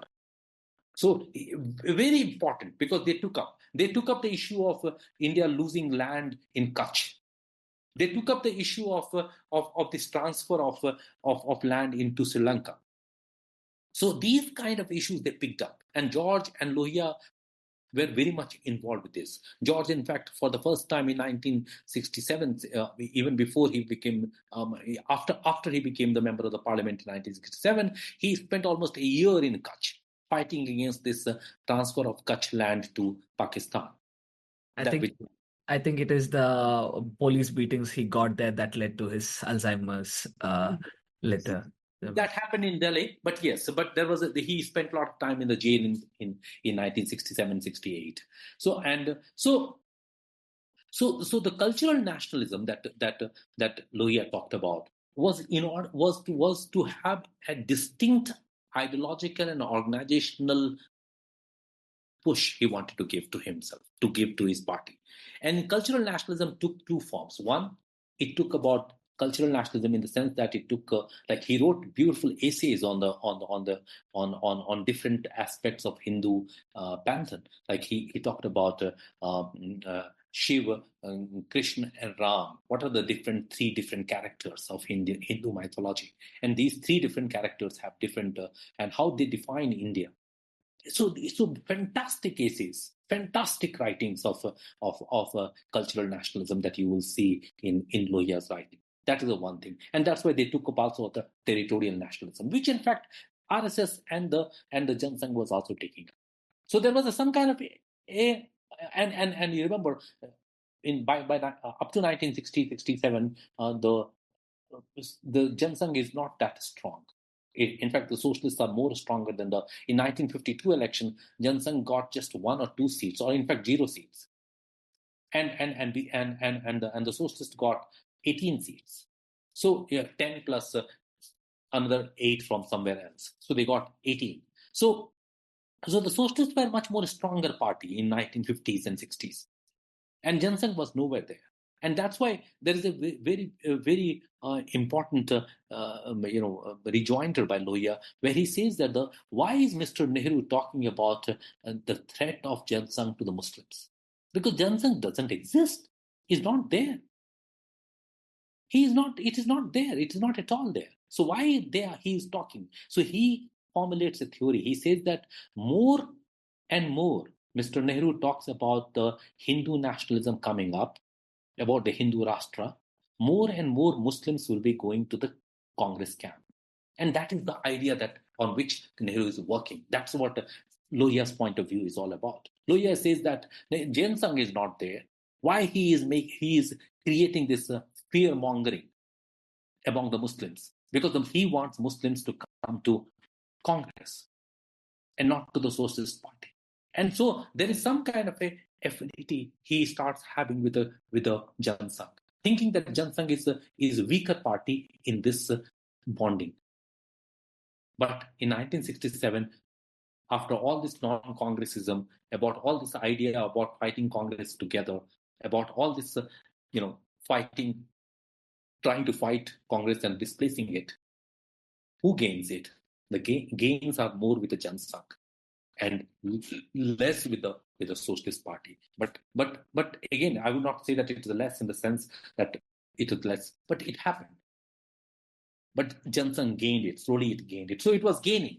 So Nehru might be right in the saying that Johnson might become a very disproportionately large sometime later. And that's why maybe he was warning the country beforehand. On the other hand, Lohia thought that Johnson could be mended, could be told to have some kind of relationship with the Muslims, could be tempered down its rhetorics against Muslims and partition. So there are different ways by which things are happening. So to say that there is some kind of a relationship that socialists formed with the Jan Sangh in 1960s, that is something which is the equivalent to the kind of relationship George forms with the BJP in 1990s. I think there is a much difference in the political context that is happening. In 1960s, Jan Sangh is a weaker party. In 1990s, BJP is a stronger party. And therefore, to say that the political choices that the politician is making, there is some kind of equivalence to it, I think that is wrong. Lohia and George are in two different contexts, responding to two different kind of situations. Even when both the parties in the comradeship, they are of the same kind. That is BJP or Jan Sangh of one kind, and socialist of Lohia and George of another kind. Despite the similarity of the parties, the responses are different, the context is different, and also the strength of the parties have changed. That is, you have to see Indian politics not as a continuation of certain things which are constant, but changing patterns of seemingly similar things. I would not say they are similar things. It would, from the first look, it might look like they are similar things, but they are not similar things. This is the way we need to understand post-independence politics. This one. That is interesting, but okay, moving a little bit away from this discussion, I want to pick up one phrase that you have said in the book and want to ask about it. You said Gandhians are intellectually defunct post-independence scenario. So could you elaborate on it? Because you have worked on the Gandhian movement. So what do you mean by they're intellectually defunct? No, I did not say that they are intellectually defunct. What I really said that in 1948, when Sarv Seva Sangh met in Sevagram to discuss post-Gandhi phase of Gandhian movement, there were 3 or 4 important personalities who were part of that meeting. Nehru was one, Vinoba was second, Jayaprakash was very silent. Mainly, there were other people as well. And it was seen in that meeting, which was in fact recently published as Gandhi is Gone, What Would We Do Now? That is a book title, Gandhi is Gone. It is a minutes of that meeting has been published recently. It was kept in some kind of a locker for a very long time, but now it has been just published. Some 10 years ago, it was published. Gopal Gandhi is the editor of that book. In that book, you will see the kind of response that the Gandhians are giving to the debate that is being raised by Nehru and others for that matter. Nehru is so intellectually so invigorating. He is talking sense. And the rest of the people are totally baffled by the response, what kind of response they would give. What is the way by which Gandhian ideas can be propagated? So nobody gives any fresh idea. In fact, Vinoba is the only person who talks about, he has not yet talked about 1948. There's no Bhudan movement, happens only in 1950s. But even Vinoba is very silent because they are all very, very baffled because they had a colossus personality of Gandhi for so long with them. And Gandhi dictated every segment of this country's life. And so everybody just responded to him and did what he bet. So here, in the post-Gandhi's phase, suddenly you are orphan. And that's what the word that is used, even in the book. That now the Gandhians are orphan. What would you do now? They don't come out with any new idea. The only one who comes out with a new idea that happens 2 years after, and that is also a very tainted idea once again, because Gandhians could not fight the taint that the communist movement threw on Vinoba's movement of Bhudan. They could not fight it out. Today, in fact, we know Vinoba's movement, Gandhian movement of Bhudan, not because it had done a great work or great distribution of landed property to the landless. We know because of the communist critique of the communist of the Bhudan movement, saying that it was a comprador kind of a movement, whereby it did embedded movement. It did this movement because of the government support. The government did it because they wanted to repress the Communist Party in Telangana, where there was a rising against Razakars. So it is a very tainted kind of interpretation that we see in today's academic world about Bhudan movement. We see it because the Gandhians have failed to give any kind of a new interpretation of the Gandhian movement of Bhudan. And that's what the communists could interpret in such a way that it became tainted movement. It became a movement which was embedded in the government initiative. It was a movement which was meant to kill the Communist Party or erase the Communist Party, which was not really the fact. But that's what we know about it. That's what we understand it as. So when I say intellectually defunct, it is because in the post-Gandhi phase, we didn't really have the Gandhian movement in the two ways. One, we never talked about Vinoba himself was against any kind of a struggle. Can you imagine somebody who calls himself as a heir to Gandhi is against struggle? That is something which is which is really hard to believe, because Gandhi's whole life revolved around satyagraha, which was a struggle, a kind of a struggle that was very powerful. And here is a man who comes with a Gandhian lineage and says that he is the heir to Gandhi, and he says that movement are to be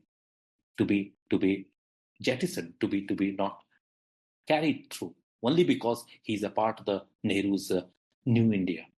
And that is what the idea is picked up by Communist Party, and they see a momentous work. Let me tell you, it's a great work that Vinoba did in asking people to donate their land, and that land was distributed across the landless people across the country, not just in Bihar or UP, but in Telangana, in Madhya Pradesh, in Rajasthan, in Bihar, in UP, in Jharkhand.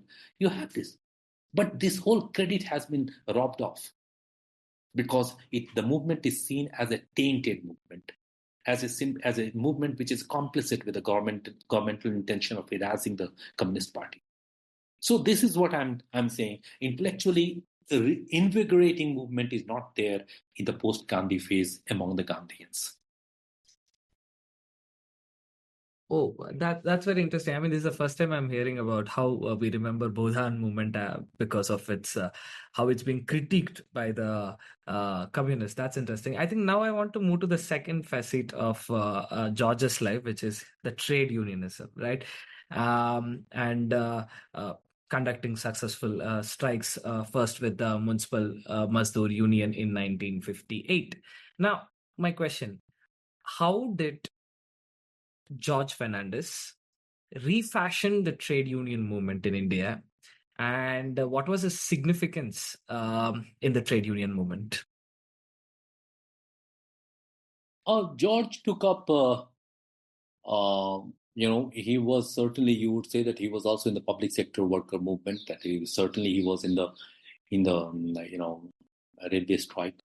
To some extent, municipal workers were also part of the Bombay Municipal Corporation, so which was also a public sector. So therefore, he took up mostly the public sector workers' rights issues. George, in fact, I would say that the difference between him and the Communist Party, while taking up workers' issues, was very pronounced. For one, some way Communist Party saw revolution as the aim of their engagement with the workers. Workers were vanguards of the revolution. So the workers' rights were not really fought for their own sake, but for the larger aims of the social transformation or the regime change. On the other hand, George did not. I would not say that he was not really bothered about the larger aims, but he focused mostly on the immediate aims of the workers. So all through his struggles against the Bombay's Municipal Corporation was for wages and the working conditions of the municipal workers, and he succeeded to a large extent in the sense that the wages went up, and also the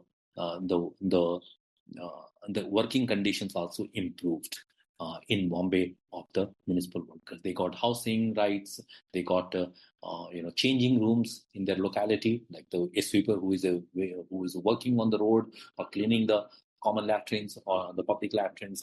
They would have a place where they could change their clothes.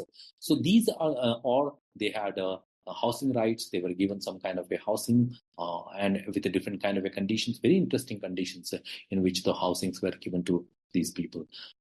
So these immediate needs were the concerns of George. Whereas the Communist Party, when they took up the workers' issues, I would not say that the immediate needs were not the focus of them, but their focus was largely veered towards regime change or revolution or something of that kind, which was of very major aims of their movement. Whereas in George's case, regime change, he was accused of when he did railway strike. He was accused of, Indira Gandhi herself accused that it was because of the railway strike that she had to come and impose an emergency. But in George's case, the immediate requirements or immediate demands of the workers were with regard to their wages, their working conditions, their working hours. These were the kind of issues that George picked up while organizing labor in Mumbai or across the country. Yeah. I think because now you have mentioned about emergency, right? You write Indira Gandhi uses George Fernandes strike as well as JP's movement as an excuse for imposing Indian emergency. So the two questions: what are the actual reasons why the emergency was imposed in India, and secondly, why did it fail to bring Indira Gandhi back to power? Emergency was imposed largely to strengthen the hands of Indira Gandhi, who was losing rapidly in the in popularity as well as in in fact, politicians were resigning, and a lot of pressures were built up by the students and the common man against the Congress politicians who were asked why they resign. Or like in Gujarat, what happened? The MLAs had to go for a whole hog resignations. So that is the one thing. Jayaprakash Narayan's movement was becoming very strong. Indira Gandhi would say that it was becoming anarchic, and that's why she had to, stop it so that the rule of law can be brought back. Indira Gandhi would also say that it was a fascist movement. On the other hand, JP would call her fascist. From which vantage point you come from, you will have different kind of arguments. As far as the imposition of emergency is concerned, both sides can be true. There was certainly an anarchic element in JP's movement. He was in fact also calling for the right to recall, that if I elect a politician for a parliament or legislature, if I'm not satisfied with that person, I would have a right to recall that person. This is a kind of an idea which has also been picked up by other people in the later phase of the in the post-emergency time, but never succeeded.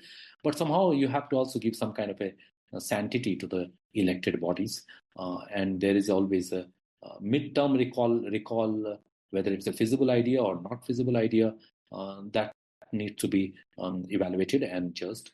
But certainly JP talked about recall of JP in the end of it was end of the movement when the emergency was imposed.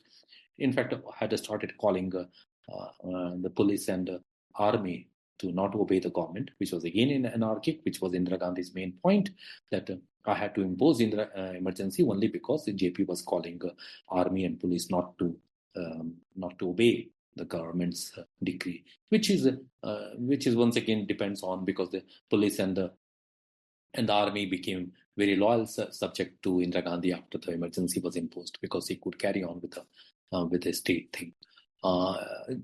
So state coercive apparatus, because the coercive apparatus of a state played a very important role in building emergencies rule.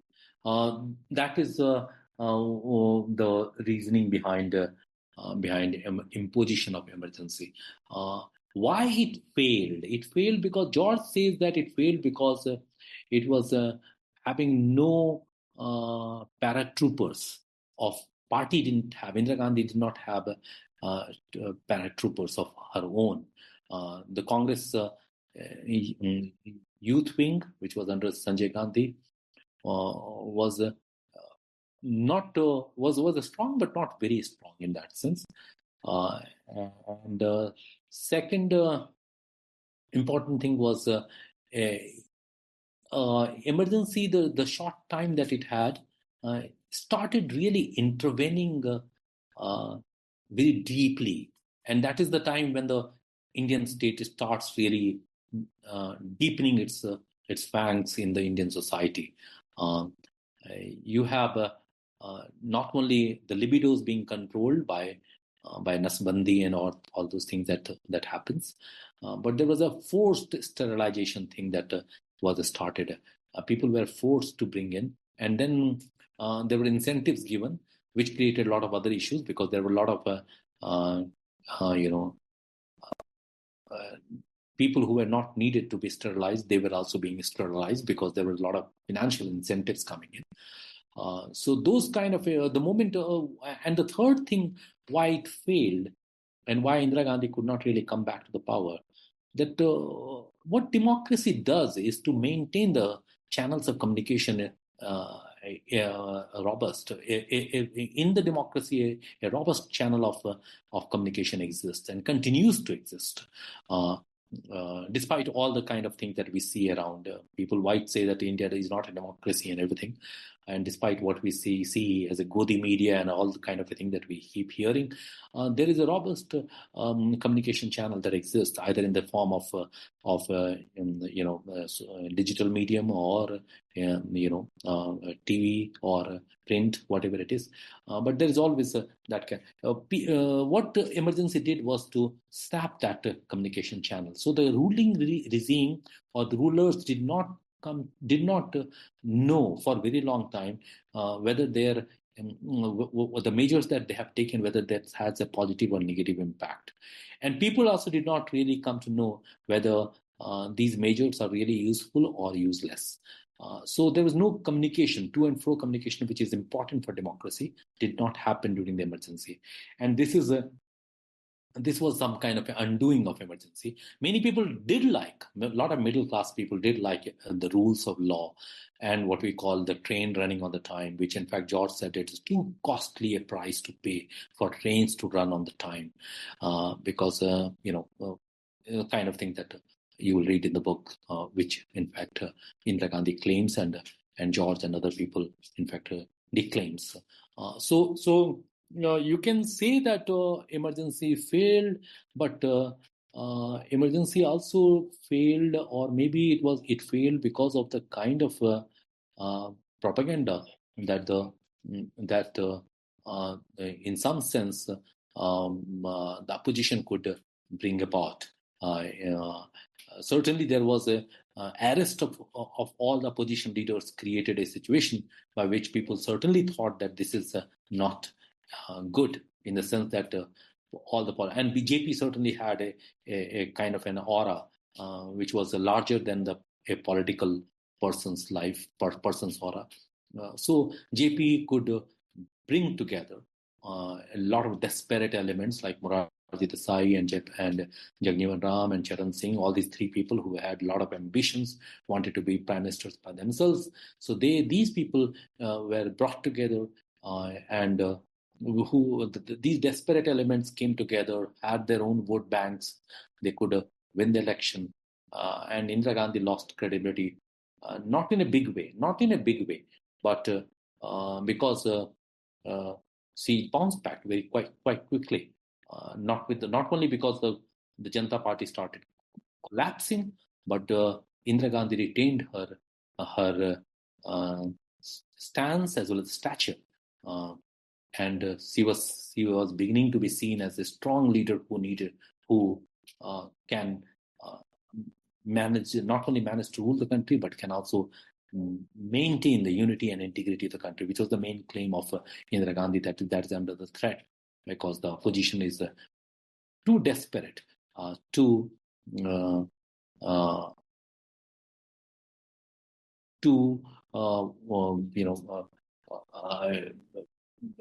they lack any element which can unite them. So I think to some extent Indira Gandhi was a politician who in the 1970s shed India's innocence born out of freedom struggle. And in the 1970s, India became what we call some kind of adult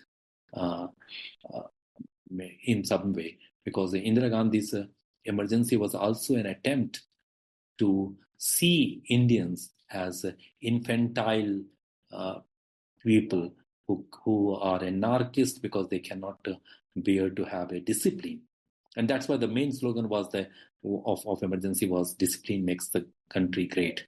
I think Indians till 1970, till in emergency, were seen as infantile people who needed to be managed, or who needed to be herded, like what we see today happening in Muzaffarnagar, where the people have been told to write their names, proprietors' names over their shops, because they don't know if these Kamariyas, whether they are so childlike that they will go and enter into a Muslim shop and eat without knowing who the proprietor is. So the state is still thinking that the Indians are very childlike and they needed to be mended or they needed to be herded. I think the state is very wrong in thinking this way. And they would pay the price. They would pay. Indira Gandhi paid the price in 1977, thinking that Indians are to be herded. They can be herded. They cannot be herded. They are people. They can have their own mechanism to evaluate the policies and the ruling people. Yeah, it wins. So we have discussed a lot about George, his role in the trade union movement as well as emergency. But now I would like to understand, how was George, the politician? Because he held around four ministries: Red Post and Telegraph, industry, railways, and defense, and all the stints were mired with controversy. So, what is George as a politician? Well, holding the ministry is more about being administrator than being politician. So I think as an administrator, he was quite innovative in some sense and quite daring in another sense. He was not somebody who was very safe player. He was somebody who could be, like in the 1990s, late 1990s, early 2000s. He was the one who said that the China is the as a defense minister, as the enemy number one. Not exactly enemy number one, but the words that is not meaning is same. He said that the biggest opponent of India is China. That kind of an articulation can be done only by somebody who is very sure-footed, somebody who knows the subject, and somebody who is daring enough to, and an individual by himself. George did similar thing during his phase. I remember seeing him writing Morarji Bhai saying that I'm going to Germany and I would like you to know that I'm going to Germany and meet the Siemens group there, and would you like me to talk to them about new telephone exchanges that we should be having in India, or something similar to that. So that is the second, as industry minister, who whether wrong or right, he took 8 steps to get the Coca-Cola as well as the IBM for different reasons altogether. Asked them to go to leave India, and which is in fact fairly detailed writing that I have done in the book. So you will see, and as railway minister again, he was again very short-lived, not 1 year, but whatever time that he spent with the railway ministry, he was also having some kind of a ministry of which was formed by VP Singh for Jammu and Kashmir at that time.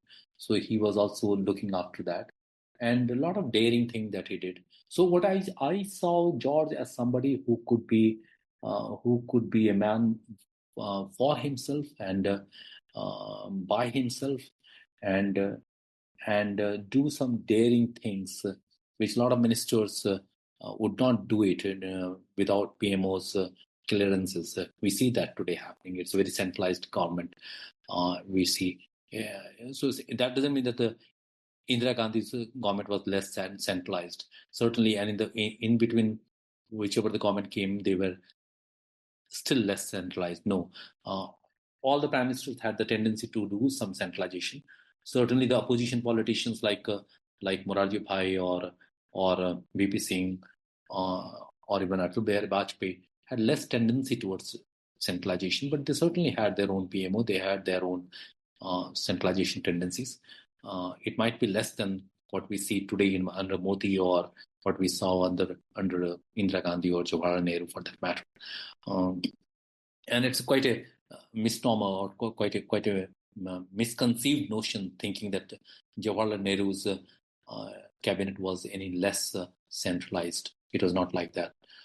So let's give credit to certain opposition prime ministers for having somewhat space for certain ministers. But even if we give credit to those prime ministers, we will see that the kind of independent actions that George as a minister could initiate, not many ministers in those cabinets could do that. So it is some kind of individual charisma of George whereby he could take certain measures which were very independent, which were very forceful and very path-breaking in some instances. I have cited how Ajim Premji himself said that IBM's going from India inaugurated computer IT industry in India, and a lot of people took benefit of it. Coca-Cola's going away. In fact, in 80s we had for a very long time we had because Pepsi and Coca-Cola came back in late 80s after Rajiv Gandhi came back. But before that, we had in India our own cold drink companies, so the 7-Ups, Double Seven, and all kind of Double Seven, yes, Double Seven, and also Campa Cola and all. So those things, the indigenous industry certainly had, and there was another very good initiative by George, which was called district industry centers, which in fact was aimed to to encourage local industries in every district and entrepreneurship in every district. So these are the things which George did, which in fact provided some kind of a and also the craft and the khadi works. George was the first one who initiated in the railways the khadi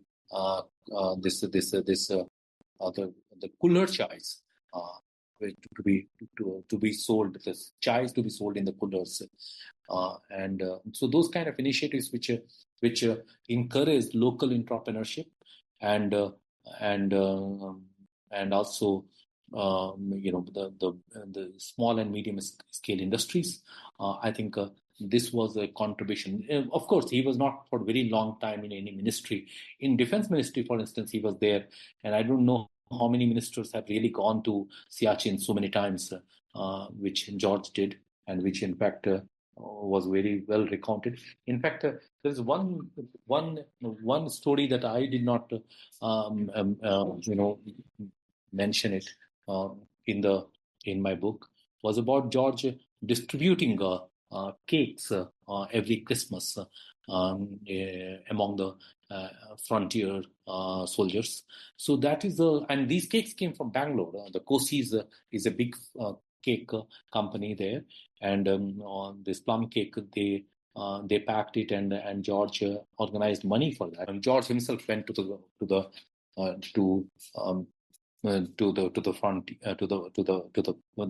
frontiers of the Himalayas and other, where he gave distributed these cakes. Yeah. Now that is interesting. I think my next question is about his personal life, right? You write in your book one particular sentence. I quote, "After a series of involvements, he finally got married to Laila Kabir. But as he would say later, the day he got married was the last day he ever smiled." Why did he have such a troubled relationship with Laila Kabir? I think the spousal competition, they fell into that trap. They started competing with each other. But more than that, perhaps Laila never trusted George. She thought that he was philandering, and George had no time for the marriage. It was, in fact, a wrong kind of step that George took. He never married again, remember. He married just once. So I think he was not meant the kind of you see any engagement which is 24/7 do not allow you to have your domestic personal life. Nation and spouse do not go together. That's the historical conclusion that I have made after evaluating the many people's lives. Gandhi was so perturbed with his wife that the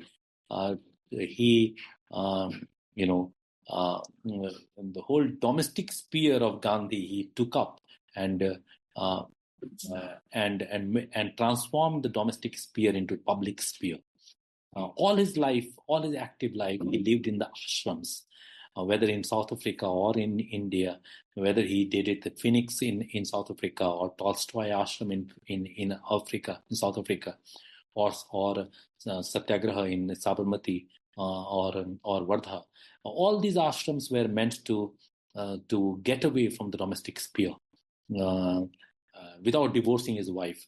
So Nehru, in fact, was almost on the seventh moon when his wife died.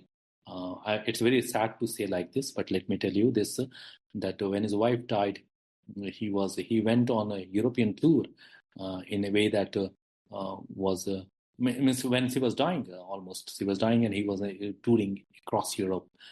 Jayaprakash Narayan married, but married a woman with whom he was having a celibate relationship. So with a woman, I'm not saying he was celibate. He was having a celibate relationship with his wife. Prabhavati never consummated relationship with him. So people like Asif, Aruna Asaf Ali or Asaf Ali both had a very different kind of relationship once again. So the many men and women in the political life of India as well as across the world, perhaps, I don't know about the world, but certainly some of the figures that I have studied, like Subhash Chandra Bose, for instance, if you take him, he never married. He probably married incognito in Vienna, and nobody knew about his wife. Nobody knows about his wife. So the point, and in India he remained all alone. And Jinnah's marriage life was a total failure. He married a girl who was 16-year-old, 17, 18-year-old when he married. He himself was 42, 43 at that time. And he married this girl, and within the 2 or 3 years, the marriage was already on the rocks. And in fact, the girl died 10 years after the marriage. So it's a very sad life, let me tell you. It's a political life is not very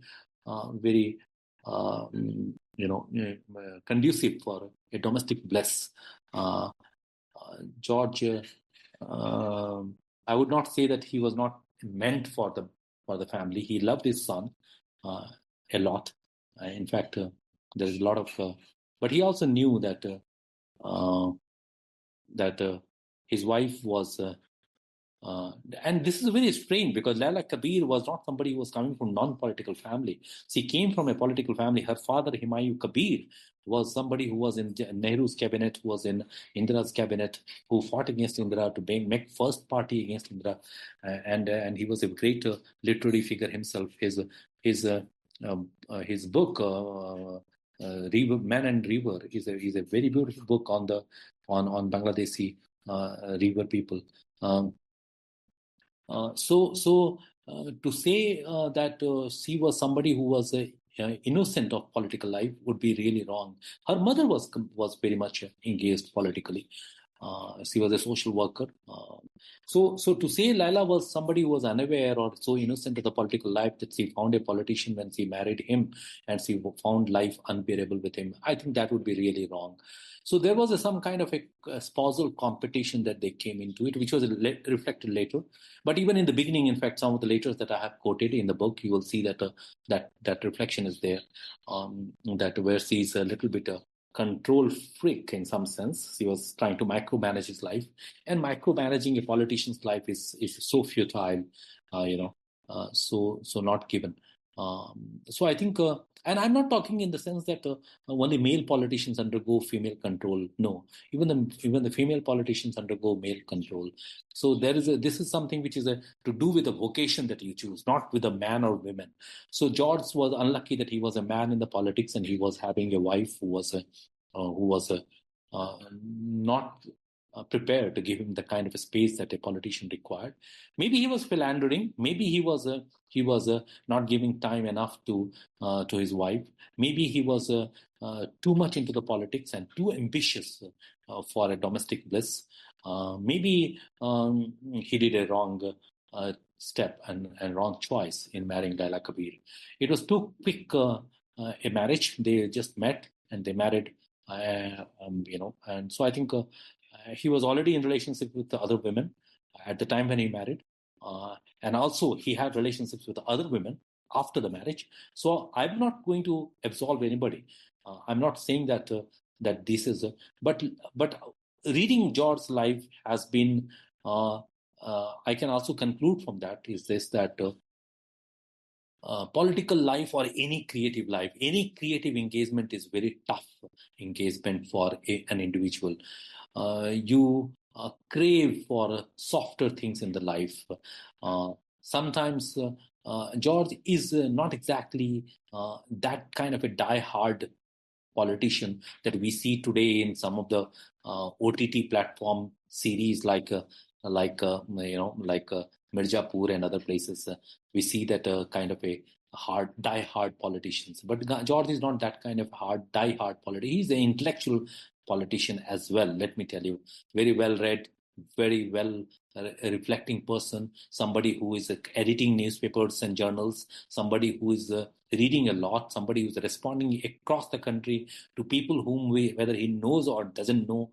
So to say that George was some kind of a philandering politician, I would not really go with that. I would go with the fact that yes, George needed a softer touch in his life, some kind of inspiring touch in his life. That's why he was very much craving for a female companion like what Dange had or what S.N. Joshi had, a kind of a domesticated wife who is not only domesticated, who is publicly engaged, but very committed to her husband. George's Laila was, I would not question her commitment to George, but she perhaps had her own issues, her own demons, and those demons also took their toll. Which in fact you would not see George and Jaya, having a very very different kind of a companionship, which did not happen with Laila and George.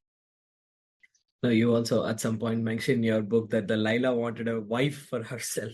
Right? That's right. Yes, very right. Yeah. In fact, this is quite intriguing. Not so intriguing considering the kind of personality both were there, and the kind of thing that they both were engaged into. And wife, it is some kind of a misnomer to understand that wife is somebody who is so much, I think I should add one more word there. Just not a wife, but somebody who has completely surrendered to the other partner.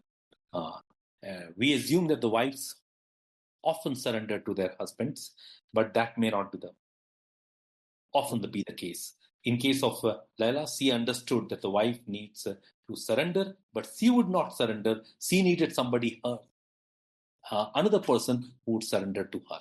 That was the main crux of their marital dispute, or all the kind of thing that happened. Very dirty, very sad, very common. Yeah. I think I want to end this interview with one question. One thing is, George did not have a graceful exit nor a graceful death. He had to live with the burden of how some of his close friends who became a part of emergency had to face death, right? For example, the Snehalata Reddy from Karnataka, and the trade union movement, which was very dear to him, showed the cold shoulder towards him in the end, and Nitish Kumar betrayed him, and he was left alone at the end. But how you want George Fernandes to be remembered? I think end is always lonely, Reshwan. Let's not think that the rest of us will have a very crowded end or something. That's scary, sir. That is Scary. yeah, of course it is scary, but that's the part of the life. Let's see the life of all the people about whom we know. Let's see M.G. Ramachandran. Let's see Jayalalitha. Let's see Kansi Ram. Let's see anybody for that matter. They have even Charan Singh for that matter. They all had a very. I'm told Lohia died very sad because of the botched up operation that he underwent into one of the hospital in Delhi. So all the politicians about whom we know so much and about whom we think, and in fact anybody for that matter, end is always very lonely. And that shows that we come alone, we go alone. But what's your final verdict of George in 30 seconds? He was a daring and rebellious and somebody who loved this country to the core. He was a hero. Thank you so much, Rahul. With that, we will end this interview. Thank you so much. Thank you so much. Thank you so much for talking to me and giving me this opportunity to talk about my book, which took so much of my life and my time. And I hope this interview goes to more number of people. Thank you Are so we, much. are we looking for another book from you that you're Yes, currently I'm doing a book which is called which is a kind of a historical book, but it deals with the four different thinkers who Okay. did four different uh, ideological writings. So Yeah, Indian thinkers. that's right. Yes, yes. Okay. Then I'm pre-booking one more session with you soon. Thank you so much. Thank Yes, you, Rahul. Thank thank you. you.